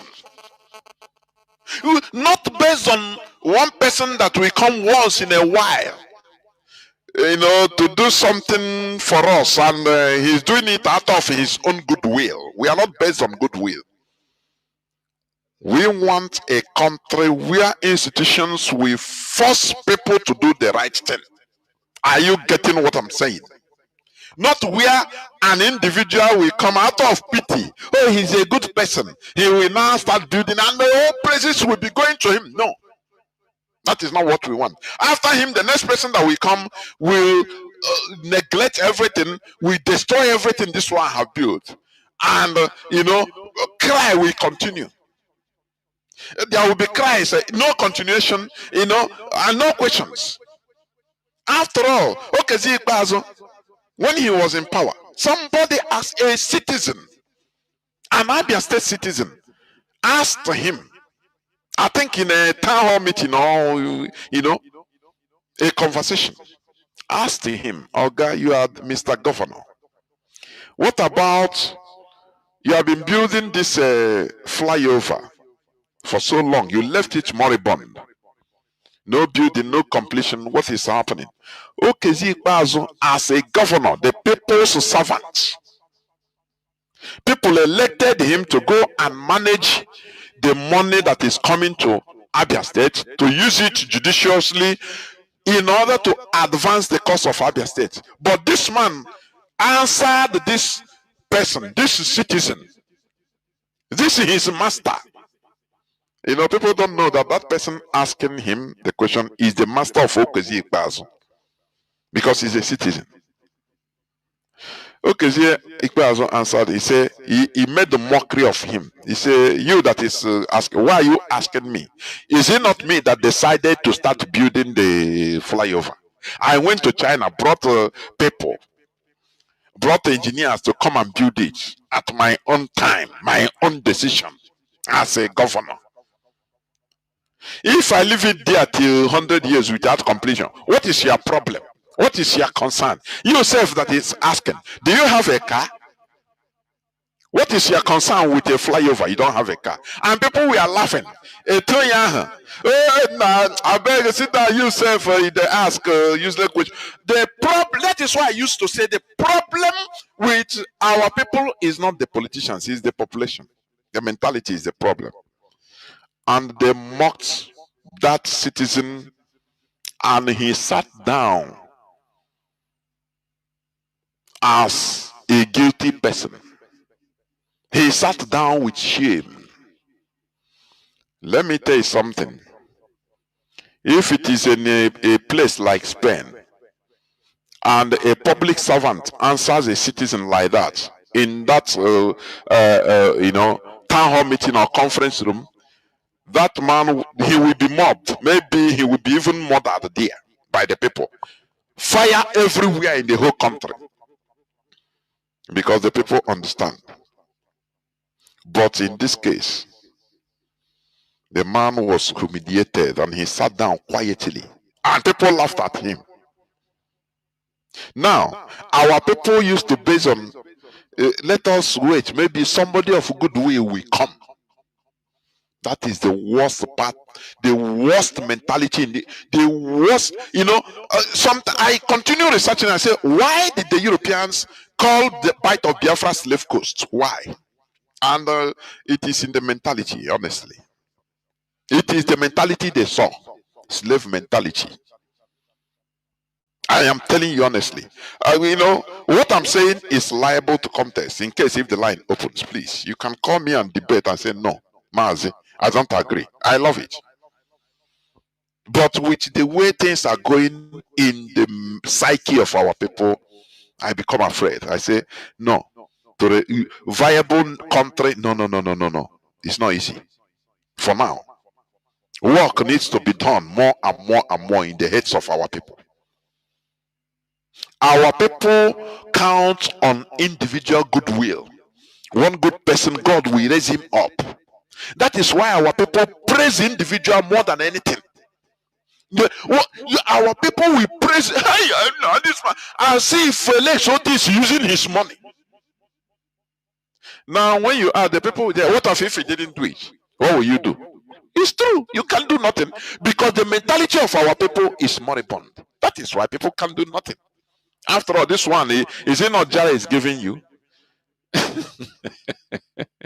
So what IPOB is fighting for is to restore a country, a viable and functioning political system that will not rely on individuals' goodwill in order to do something, to do his work for the people. No.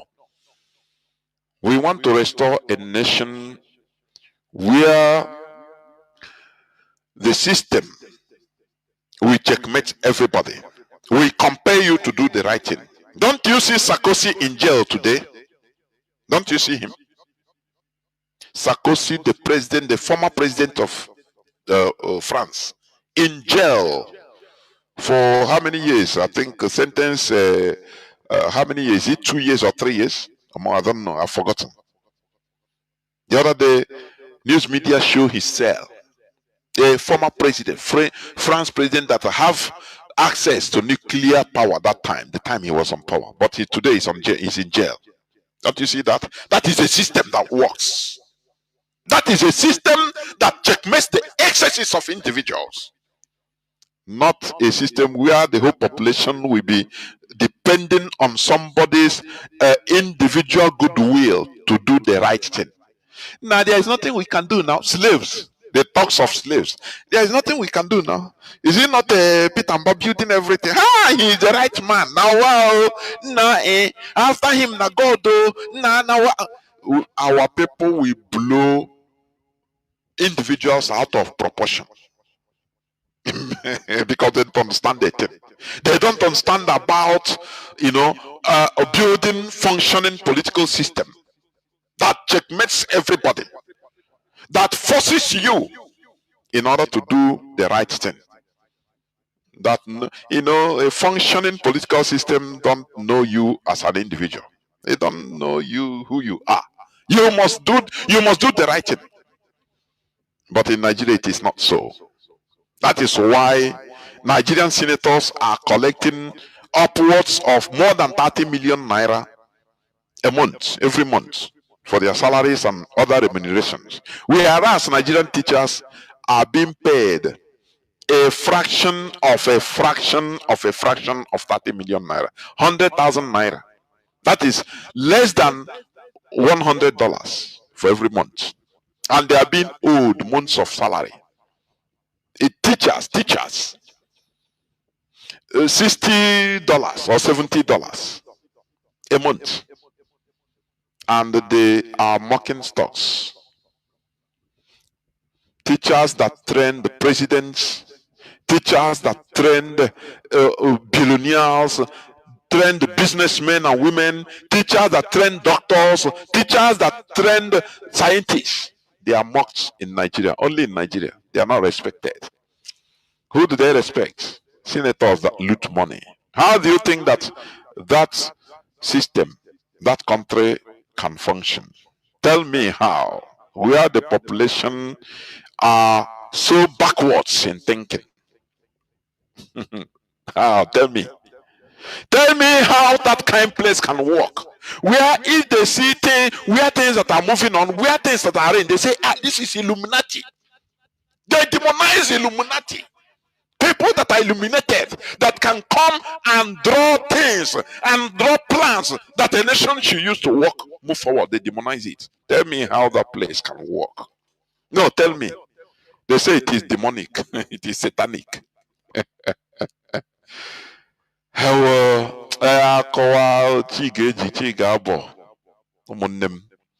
telling you. People demand for self-determination because they want to be governed according to their customs and traditions and not on imposed alien values. That is why this man is crying, because what he's seen is imposed on him. He didn't understand in his own country. He never understood it. Court, even if they will follow the law, as a Christian, what I have to do with Sharia court? Don't help me, don't help me, don't help me, Nigeria help me, He is calling God to help him, because there is no law to help him. There is no functioning system because everything is chaos. Everything is anarchy. There are opposing systems that are functioning in Nigeria, and that is why there is anarchy everywhere. That is why there is anarchy everywhere. Are you getting what I'm saying? The police don't obey order. The army, they don't care. Any person is behaving as he wants because there is no functioning political system. Nigeria is set up for eternal friction by the British. So that as I'm talking to you now, Britain is loading crude oil. There are hundreds, if not thousands, of super tankers in the waters in Biafra land. Waiting, loading and going, moving. Every minute they are loading. As I'm talking, they are loading everywhere. And they are enriching their country. Making it for you to see going to London, going to England, the United Kingdom as a miracle. That is how low they have brought us. It is for us to reshuffle ourselves, to do the same thing like India. Because that is why India proved to be the same human beings as the Europeans. That is what building a viable or a functioning political system means. This is where I'm going to stop. I will go into a few minutes break so that when I come back, I will open the line so that people can call in. Please do not go away. I'll be right back.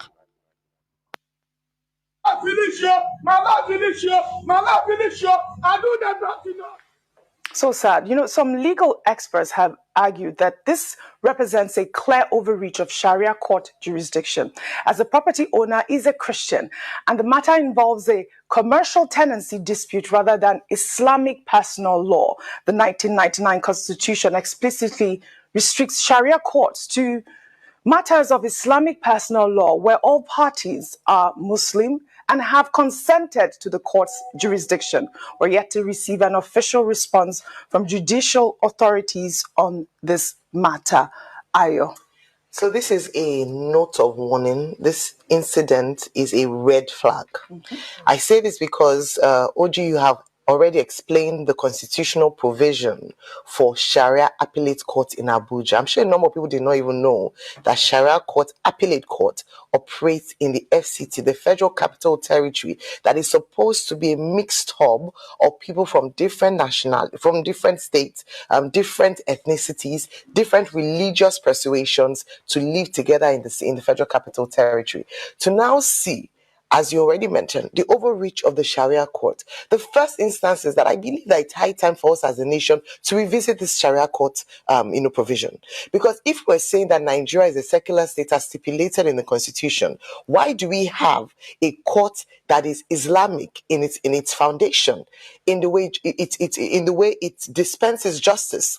And then when you talk about judicial or jurisdiction overreach, we see that it's a personal matter. So Sharia court, appellate court, is meant to deal with issues around marriage and family, estate and succession, capacity, mutual consent. So matters, civil matters like that. And like you said, emphasis on all parties must be Muslim. When they begin to now interfere in matters that have to do with Christians and Muslims, then we have a problem. But that's what happens in life. Once you give an inch, you will take a mile. And that's why I'm saying that we need to revisit this. As long as the Christians cannot ask for their own special court for Christians alone, we are raising a state of anarchy, and it's a judicial system where the lines are blurred and justice is interpreted based on religious sentiment.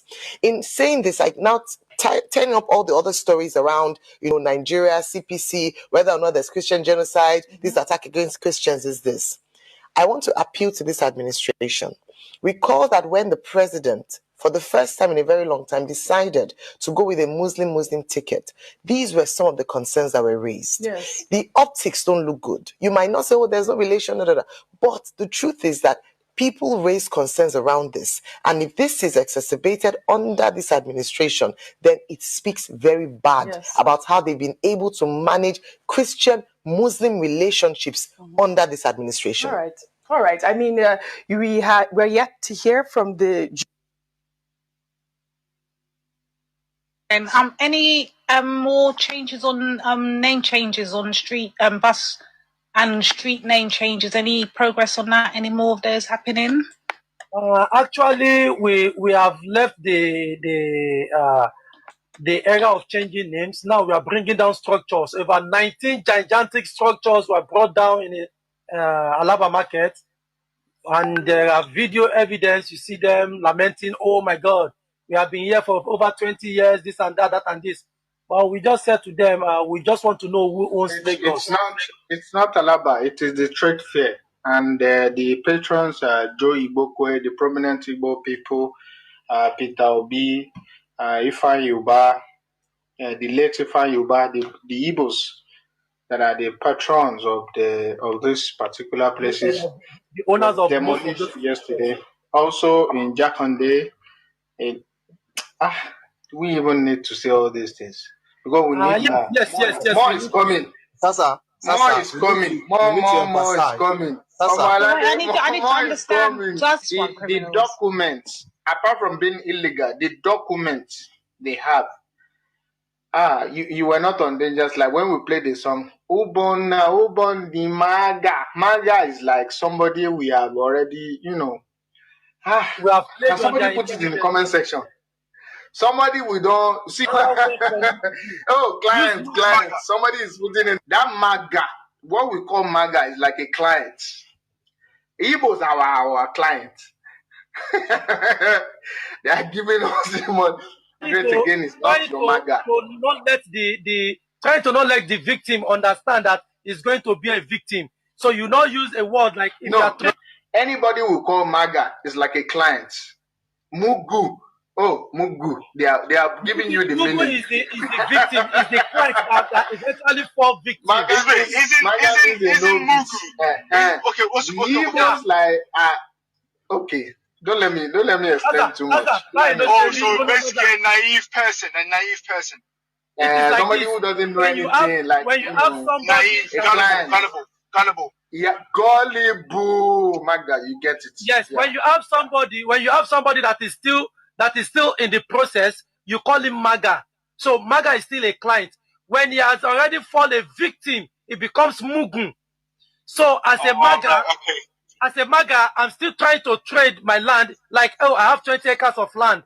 So I'll be telling Zaza, Farabale, Kuda, this is my Maga. This is my Maga. So Zaza will now relax. Dr. Yao will relax. As soon as I finish selling the land to you, instead of you going to Dr. Yao to now get proper documentation, Dr. Yao already understood the fact that you are a victim.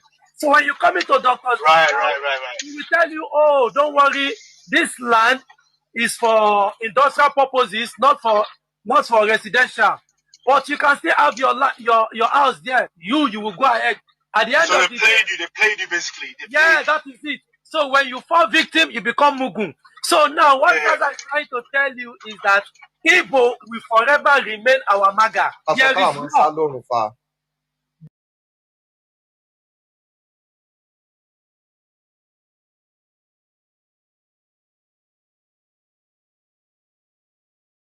I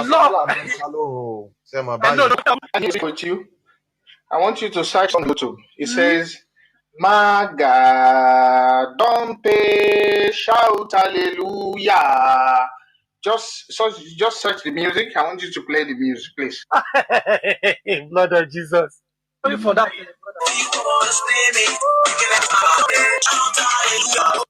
Welcome back. This is Radio Biafra House of Service coming to you through the auspices of Radio Biafra London. My name remains Mazi Chinedu from Malu province of Biafra London. We are here live and direct. Today is the 27th day of October 2025. And our lines are now opened. Please, you can call us now. Our line, our WhatsApp and Signal line remains +61 405 142 547. I repeat, +61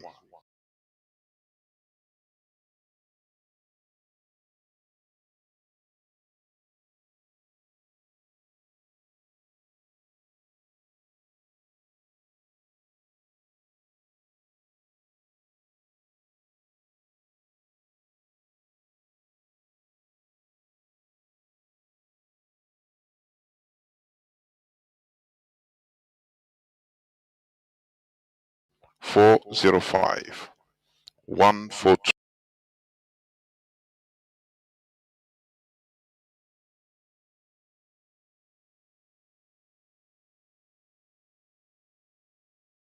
You hear me? Start by giving us your name and where you're calling from, if you may. Caller and what's up? Mazi Jonathan Ndewo. Udo Derege. My name is Mazi Wanko, the truck pusher. Ndewo I'm calling Mazi. from Maryland. Asịrị m ndị Igbo ihere mee ha mekwuo ma mụ onwe m n'ebe a. Maka na amara m udo dere onye ndu anyị bụ Maazị Nnamdi Kanu Ọhamadike. Ofu onye chiere ọra mana ọra erichara. May the God of our ancestors always be with him, both day and night. Fight against whoever that may be waking up to fight him. That is my prayers every day. You see,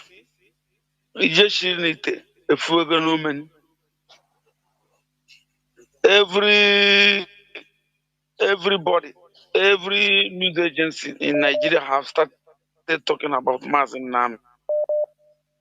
We still thank God for that. Order. Mazi Jonathan, the only thing I will tell you this night is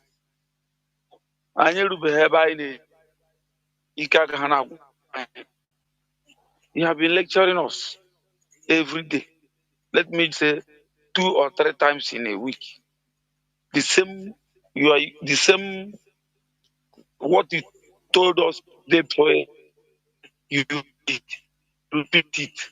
As if you are teaching, there's children of even a child of 2 years can even understand quicker than we up once. Can I talk about our politicians? They claim to be educated. They went to this level. They acquire professor, acquire this, acquire that. But for them to understand the simple meaning of freedom,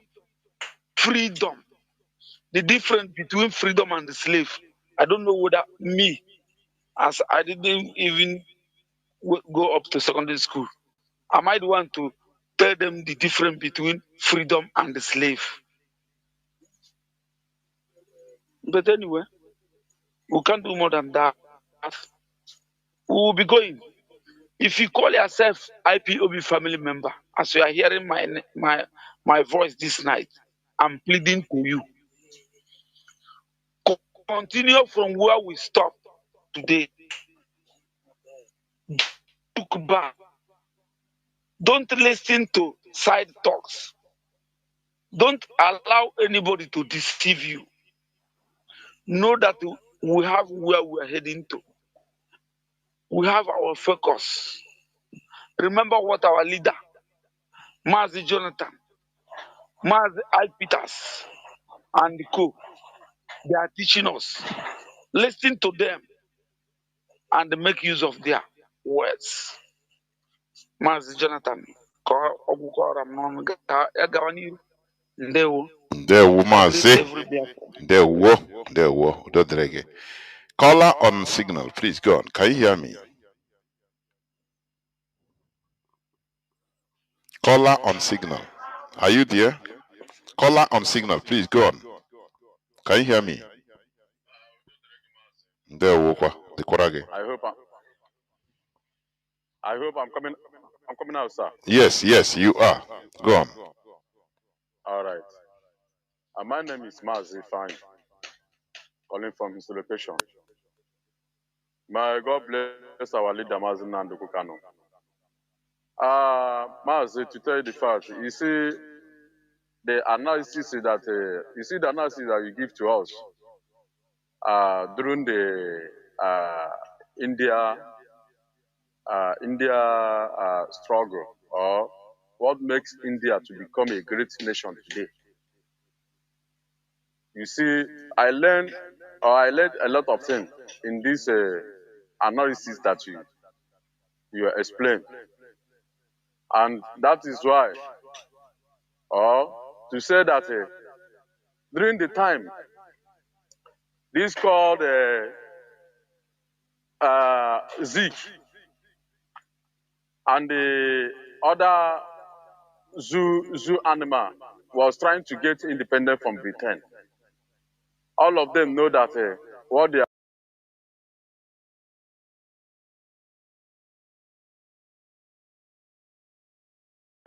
are is not independent. All of them know. But due to they are doing it for fishing interest, they are not doing it for the benefit of the mass. It's for their own fishing interest. That is why everything was zoo. Everything is going. Everything is just fancy. Now this man, Mogambo, is it what you call him? The man saw that by allowing his opponent to leave and they start doing, dancing the tune of Western leaders or Western colonial masters, them being India can never be great today. And he now took it upon himself in order to, that yes, he's committing crime. And that crime that he's committing, he's not committing crime due to maybe envy or jealousy. He was committing that crime for the future of his people. Because he knew that if he allowed that man to live, they can never see the light of the day. It's like what is happening to Cameroon today. All these things, all these people that you saw, they are colonial slavery, servants. And that is why Africans leaders are puppets to these colonial masters. And whenever you are trying to rise, to tell them or to let them know that yes, you are a human being, they will now find a way to eliminate you. Like something that happened to Libya. That's how they eliminated Gaddafi. Because Gaddafi know quite all right that Western leaders, they are not thinking for the Africans. They only allow you whenever you try to, maybe whenever you are allow you to live. But whenever you are trying to oppose their wish for the benefit of your people, not for your own selfish interest, these Western leaders can, and that is what is happening. But I thank God that this our generation, we have seen all of them, and we are now going to take the destiny of Africans by the African people. Mazi, you must continue this teaching so that our people will wake up. Even Africans also will wake up, because this teaching is not only for we IPOB or for we Biafrans. This your teaching have been all African countries have been receiving this teaching, and that is why they are now waking up, because Western masters think good for Africans. May God bless you. We must continue not going back until we get our freedom. Good night, Mazi.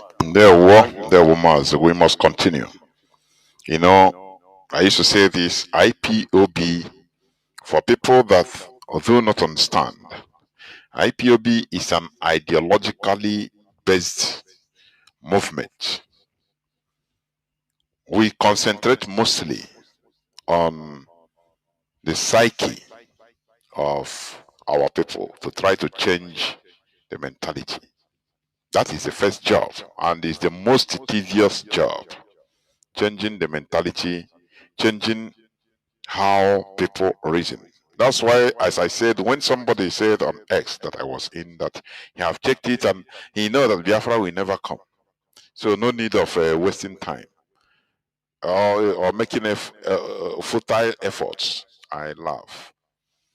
You know, our people or some of our people, they have this mercantile mentality.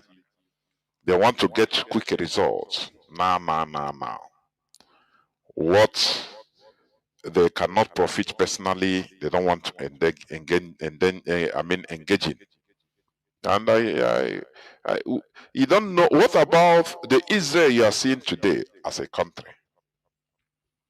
The people, most of the people that started the Zionism that led to Israel having their country, most of them didn't even live to see their country or the country Israel. Most of them, I say very many of them didn't live to see. But our people want, they start something today, tomorrow you get profit. That's why our people are always deceived. Simon Ekpa came and started telling our people the date Biafra will come. And some people are, you know, they fall. You see people, India, Hodekwa, Ndibo. Biafra will come 2nd of December 2024. Hey, and now I'm not saying that.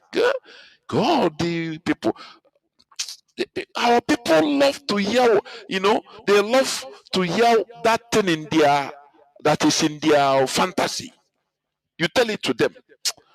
And so, call on, what's up? Please go on. Call on, what's up? Can you hear me? Yeah, Mazi, I'm there. Mazi, good evening from Thank you for holding on. Yeah, I can hear you, Mazi. All right. Mazi, my name remains. I'm calling you from Zoological Republic. So sorry, Mazi, caller on WhatsApp. I'm talking, not. Are you on WhatsApp? Yes. Okay, go on. Yes. Sorry, I thought you were calling from Signal. Call on Signal. Hold on, I'll come to you. Mazi, go on. You're on WhatsApp. Yes, you're right. Go on. Call on WhatsApp. Go on. Yeah, I'm listening to you.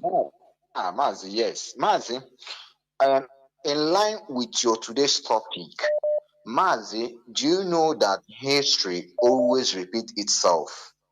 Mazi, there's something that happened during colonial era is something that is happening today. You know, you talk about Sir Ahmad Bello, Mazi. Do you know during the independence, those colonial era, Zik called Zik of Africa, he's very pompous, egocentric, very pompous, you can't challenge his word. Whenever he comes to Igbo land, he raises his shoulder that is the most educated and the most only person that can lead the whole Nigeria. Mazi, but Sir Ahmad Bello, if he goes to the north, he's loyal to his people. They swear that he took an oath with Kolan that he will abide by the rules and regulation governing Islamic country, Islamic brotherhood. But you see this our brother Zeke, Mazi, he's very pompous, arrogant, and rude. That is why Britain now saw this man and see this man can never do their bid. Mazi, do you understand? They now handed Nigeria over to the north. Mazi, let me read something out for you. Ask your AI. During the independence, does British want Christianity to get to northern part of Nigeria? AI will answer you no. That Britain resisted, not Christianity reached to the north. Mazi, we're in a very big mess for our brothers shouting, God, come and help me. Sharia, come and help me. Mazi, this country, Mazi, let me tell you, all the prophecy of Mazi Nnamdi Kanu is what is happening. They must try to dig their Quran to Atlantic Ocean. Mazi, if not you guys, if not this IPOB, Mazi, let me tell you, both this state I am, this our eastern region, by now, you will see everybody start changing their name. In the same way it happened. You know, during the Civil War, immediately, this Nigerian military got to this riverside called Port Harcourt, Calabar, and so others. They now tell them, if you don't change your name, we are going to massacre all of you. They now changed their name and denounced they are not longer Igbo. Maz, these are the same trick these people are using coming down towards here. For you to assume as a politician, look at Governor of Enugu State, Maz, somebody that voted under PDP now in the same party, in the same position he got to, he assumed power. He now be in the same position and now switch to APC. Maz, for you to know that Islamization is taking place in a very greater height. Look at all the whole killings that is happening. Maz, no Christianity, no church, no pastor, no clergy is talking about it. If not the help of God through the help of Teddy Cruz, Maz, none of them will talk about it. Maz, all these things is happening just like a joke, not a joke, Maz. The other time in one of the broker, you said, have you seen Sultan talking about this Christian genocide? No, but they now send a fellow Christian to go to America and now defend that this is not genocide. Maz, you have said everything all.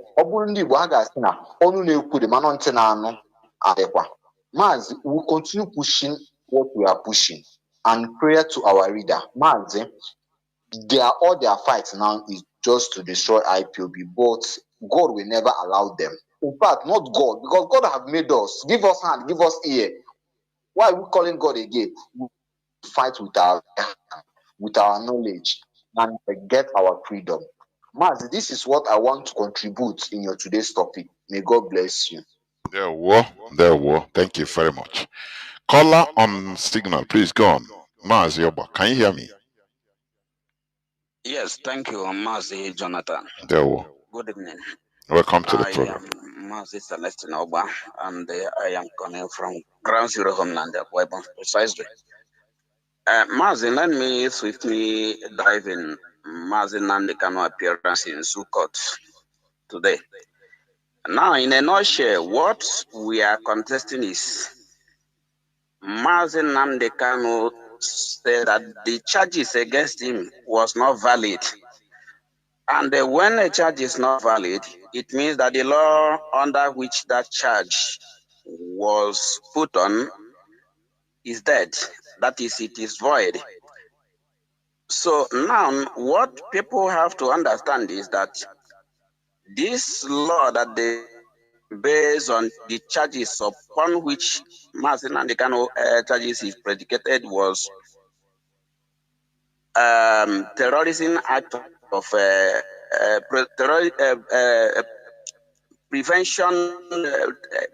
Prevention of Terrorism Act of 2013, which has been replaced by 2022, or rather,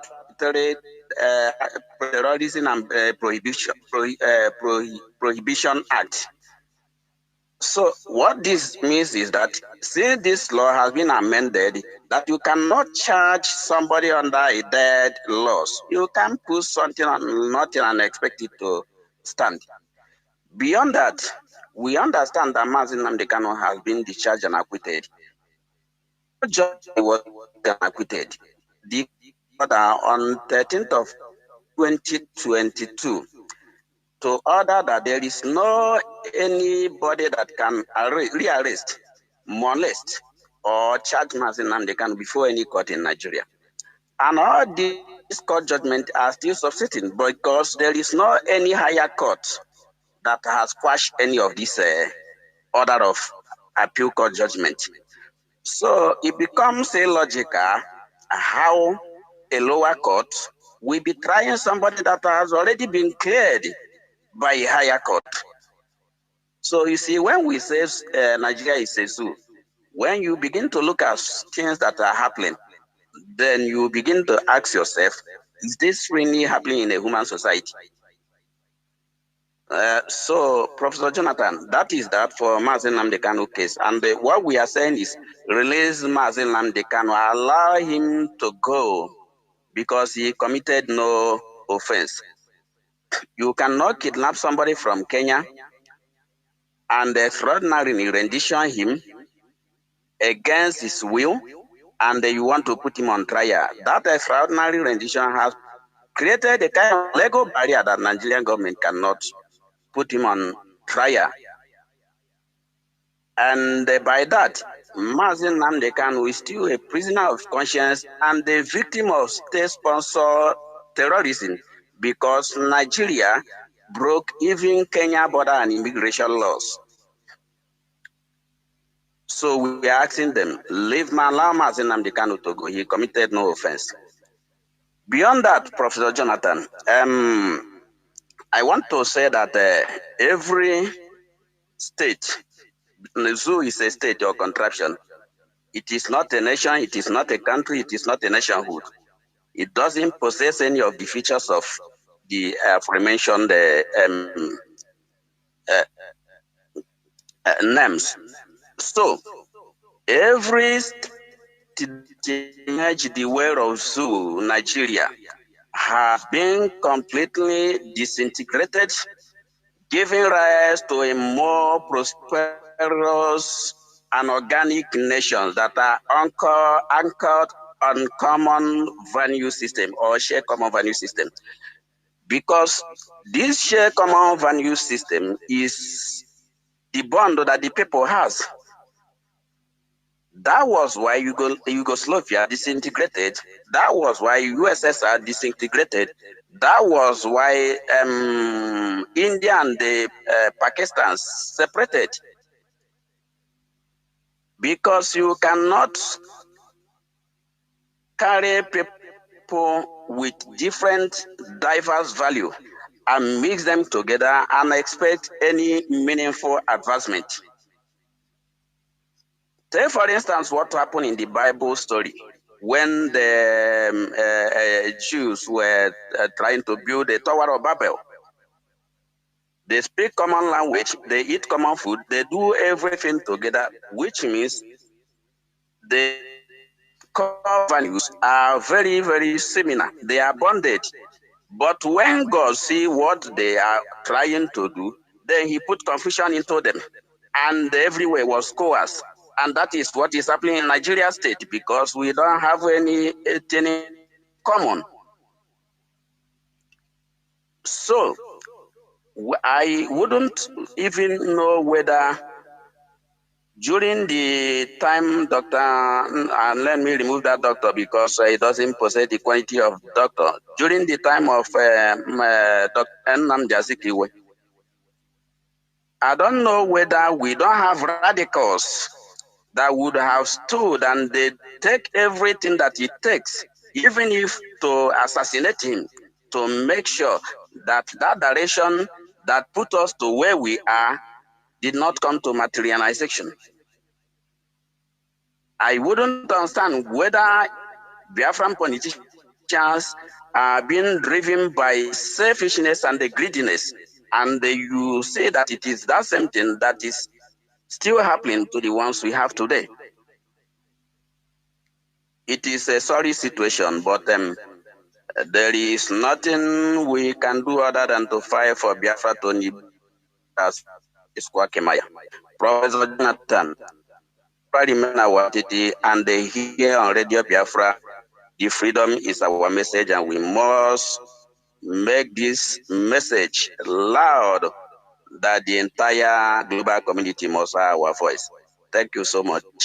And God bless you. There were Mazi. Thank you very much. We must continue. Thank you very much. Caller on what's up? Can you hear me? I think you'll be the last caller. Caller on what's up? Are you there? Mazi, good evening, sir. There were Mazi.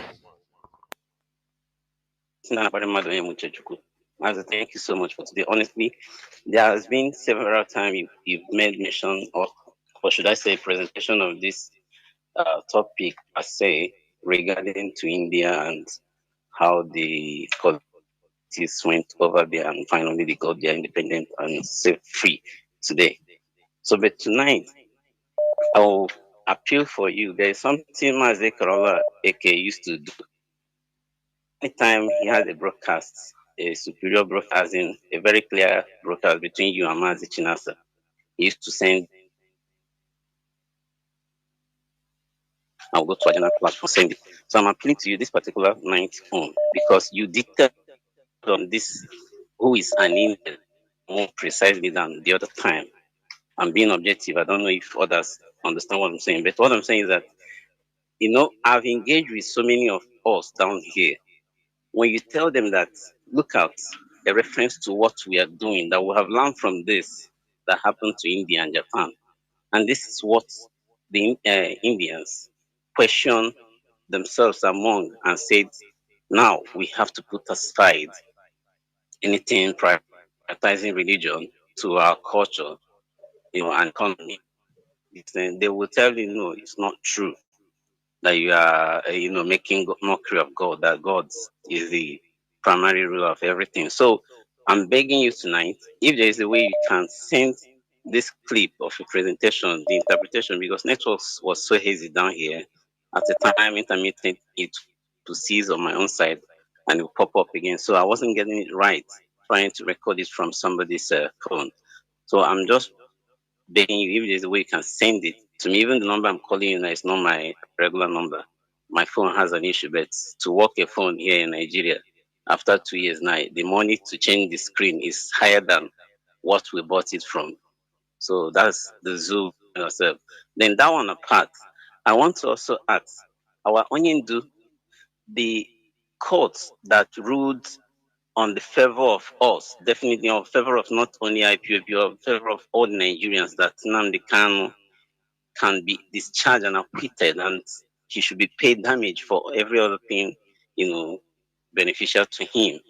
Is it the customary courts, or the judiciary courts, or the high court? I want to know the level of the people, the class of where the jury came out from then, because I also engage with one of our brothers down here, who have been seen as buying and selling people.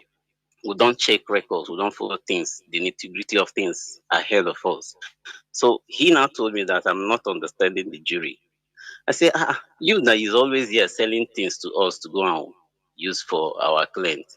Now you are the one telling me again what I know. He said, no, that the people who ruled the thing is the high court, that is supposed to be the appeal court, as in the Supreme Court, that's supposed to give this verdict, not the judiciary or maybe the normal high court.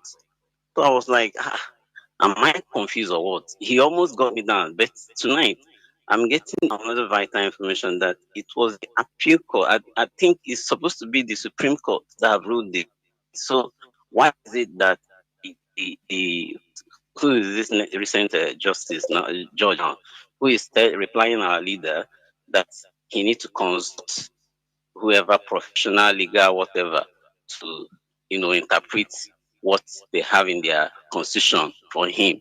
So I'm now asking, why would this man ask our leader to go and make a reference to any other professional, international lawyers or whatever, to get the nitty-gritty of what has played out today, from our leader telling him that he don't find any confidence, anything attached to his case again, that he has no case to come out for anymore.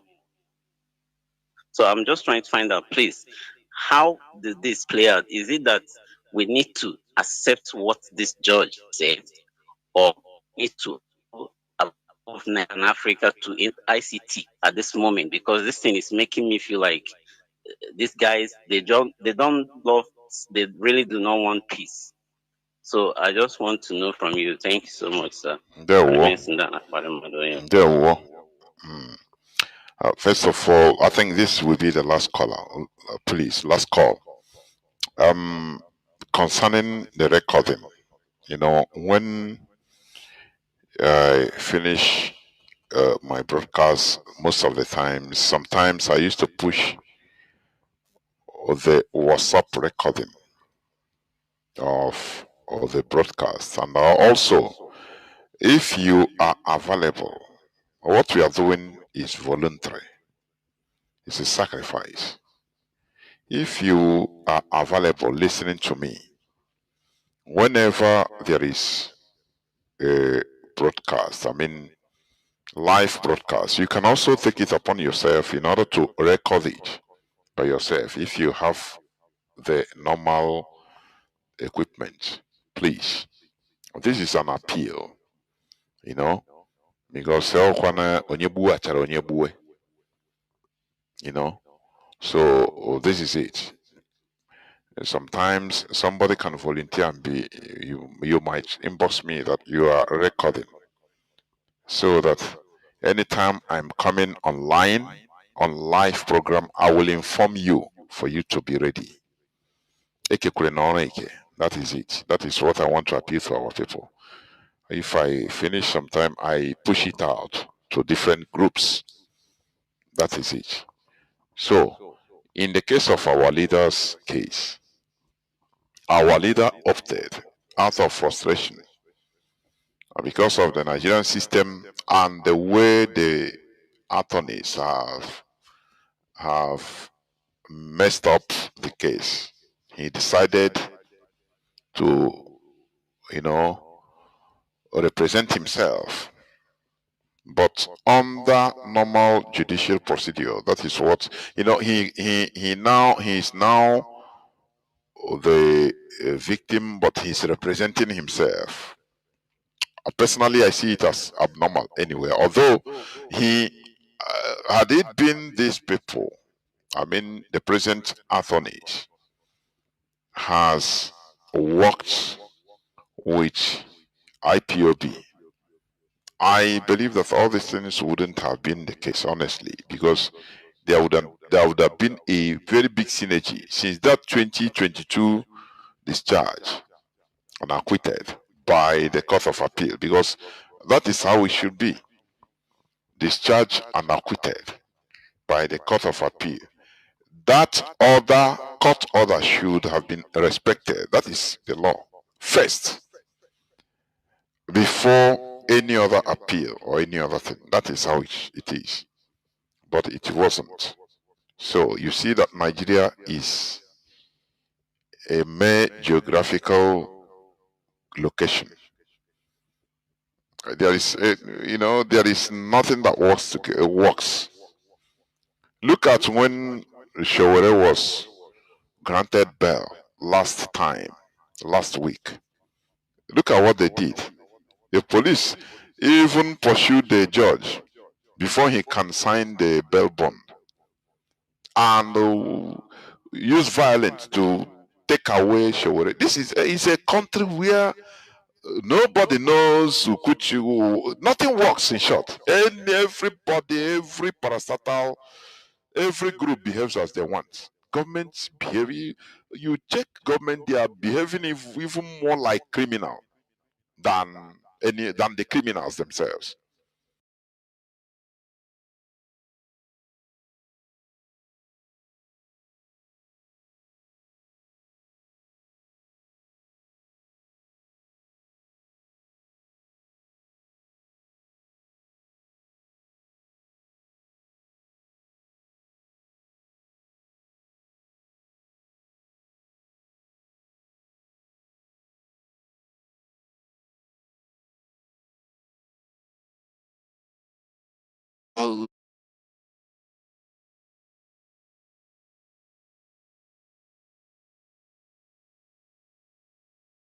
Human beings live. A policeman that should be, a government agent doing something that is mandated by the law.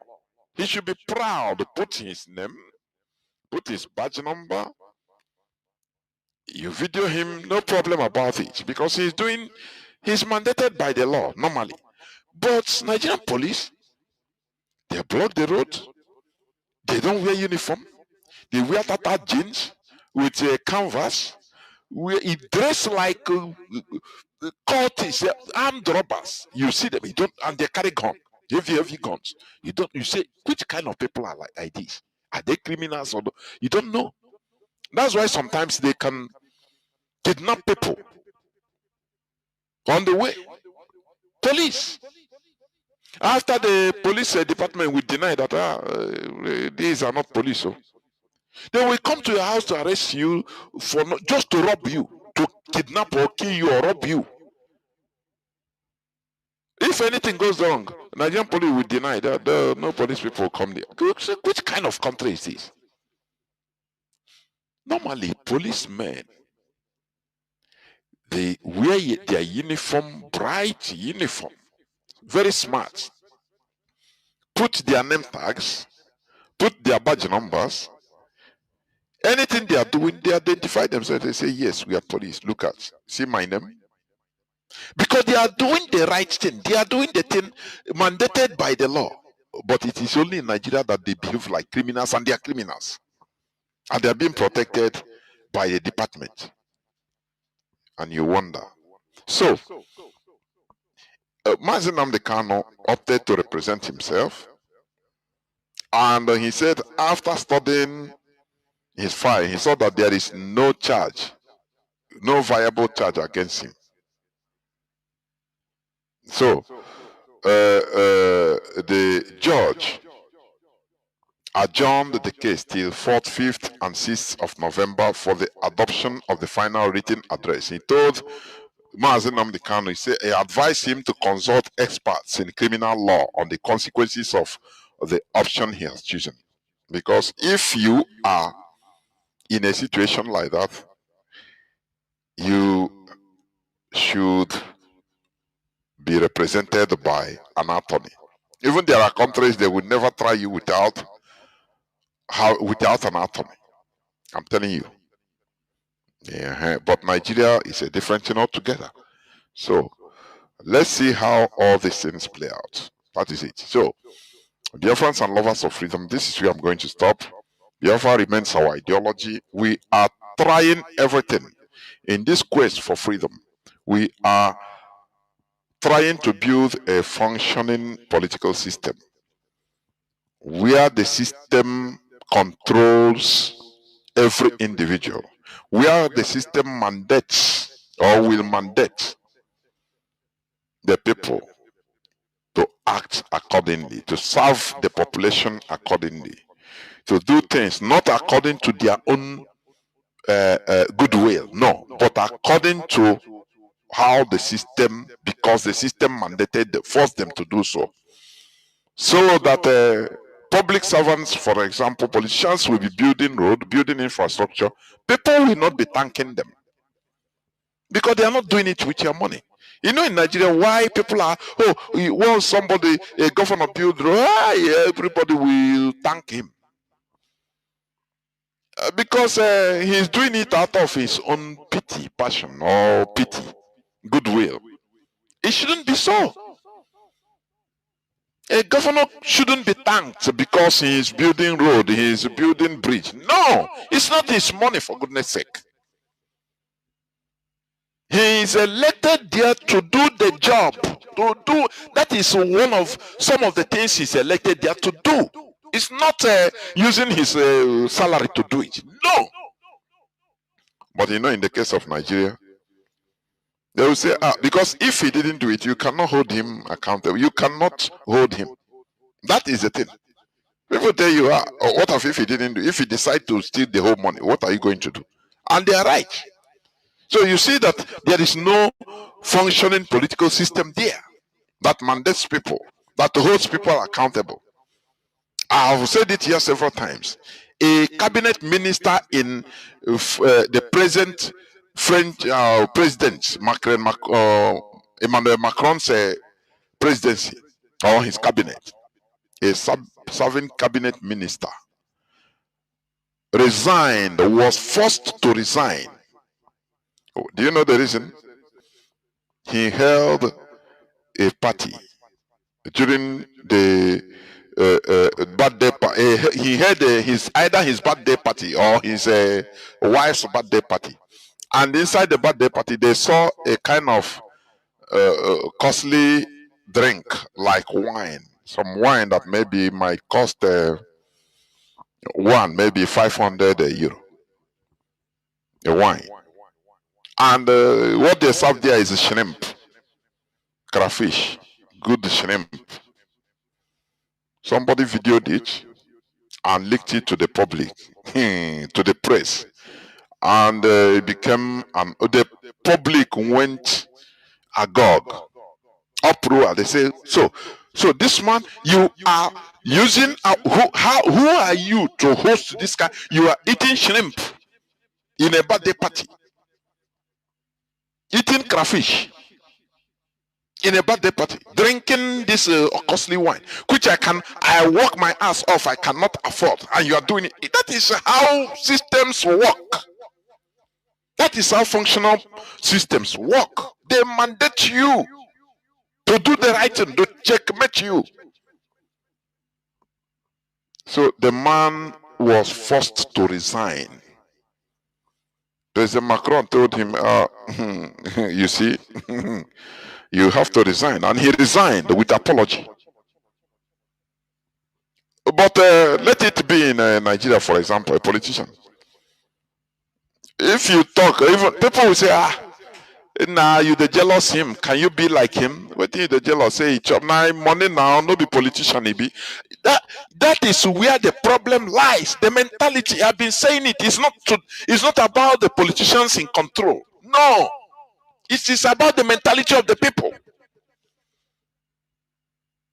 The people that they demonize wisdom and knowledge. They demonize it. Say it's Illuminati. They are evil. They are demons. People that know secrets, research, and enter into secrets of governance, structure things, nations to progress. They demonize them. Say they are Illuminati. They are satanic.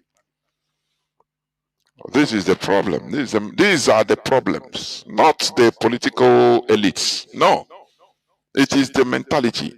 Our leader Mazi Nnamdi Kanu has been saying he has been hammering on it, that the way black people reason is fundamentally flawed, and I 1000% concord with him. That is the problem we are having. It is not about the few politicians, the few elites. No, the way the population reason is completely fundamentally flawed. That is the problem we are having. And here we expose it so that we change. Biafra remains our ideology. Biafra remains our religion, our tradition and culture included. And with it, we are going to build a functional political system. Thank you for listening. We must continue to making sure that Biafra is restored without fear or favor. And we will never stop, because it is better not to start than to start and stop. Remember, the war in 1970 was precipitously stopped abruptly. And today, here we are. Here we are doing the same thing. The same thing. Here we are still shouting about the Biafra restoration, of which Bangladesh took the step of Biafra, activated the right to self-determination in 1972, and they got it. South Sudan consistently fought 2 wars for 39 years, and today they have their country. But here we are, going back to being in the status quo. He who fights to run away, we fight again. That is it. You cannot wish it away. That is the thing. So it's our collective responsibility to support what we are doing. Otherwise, we will be sorry. The next generation that is coming after us will be worse. They will be in a worse quagmire than us. Thank you for listening. From me, Mazi Jonathan Chinedu, from here, it is simply good evening. Biafra, Ebeka Unusi, Biafra Gaimarapu, Biafra Ganebozo Gamiri, Agaimarapu, Biafra Ganebozo Gamiri.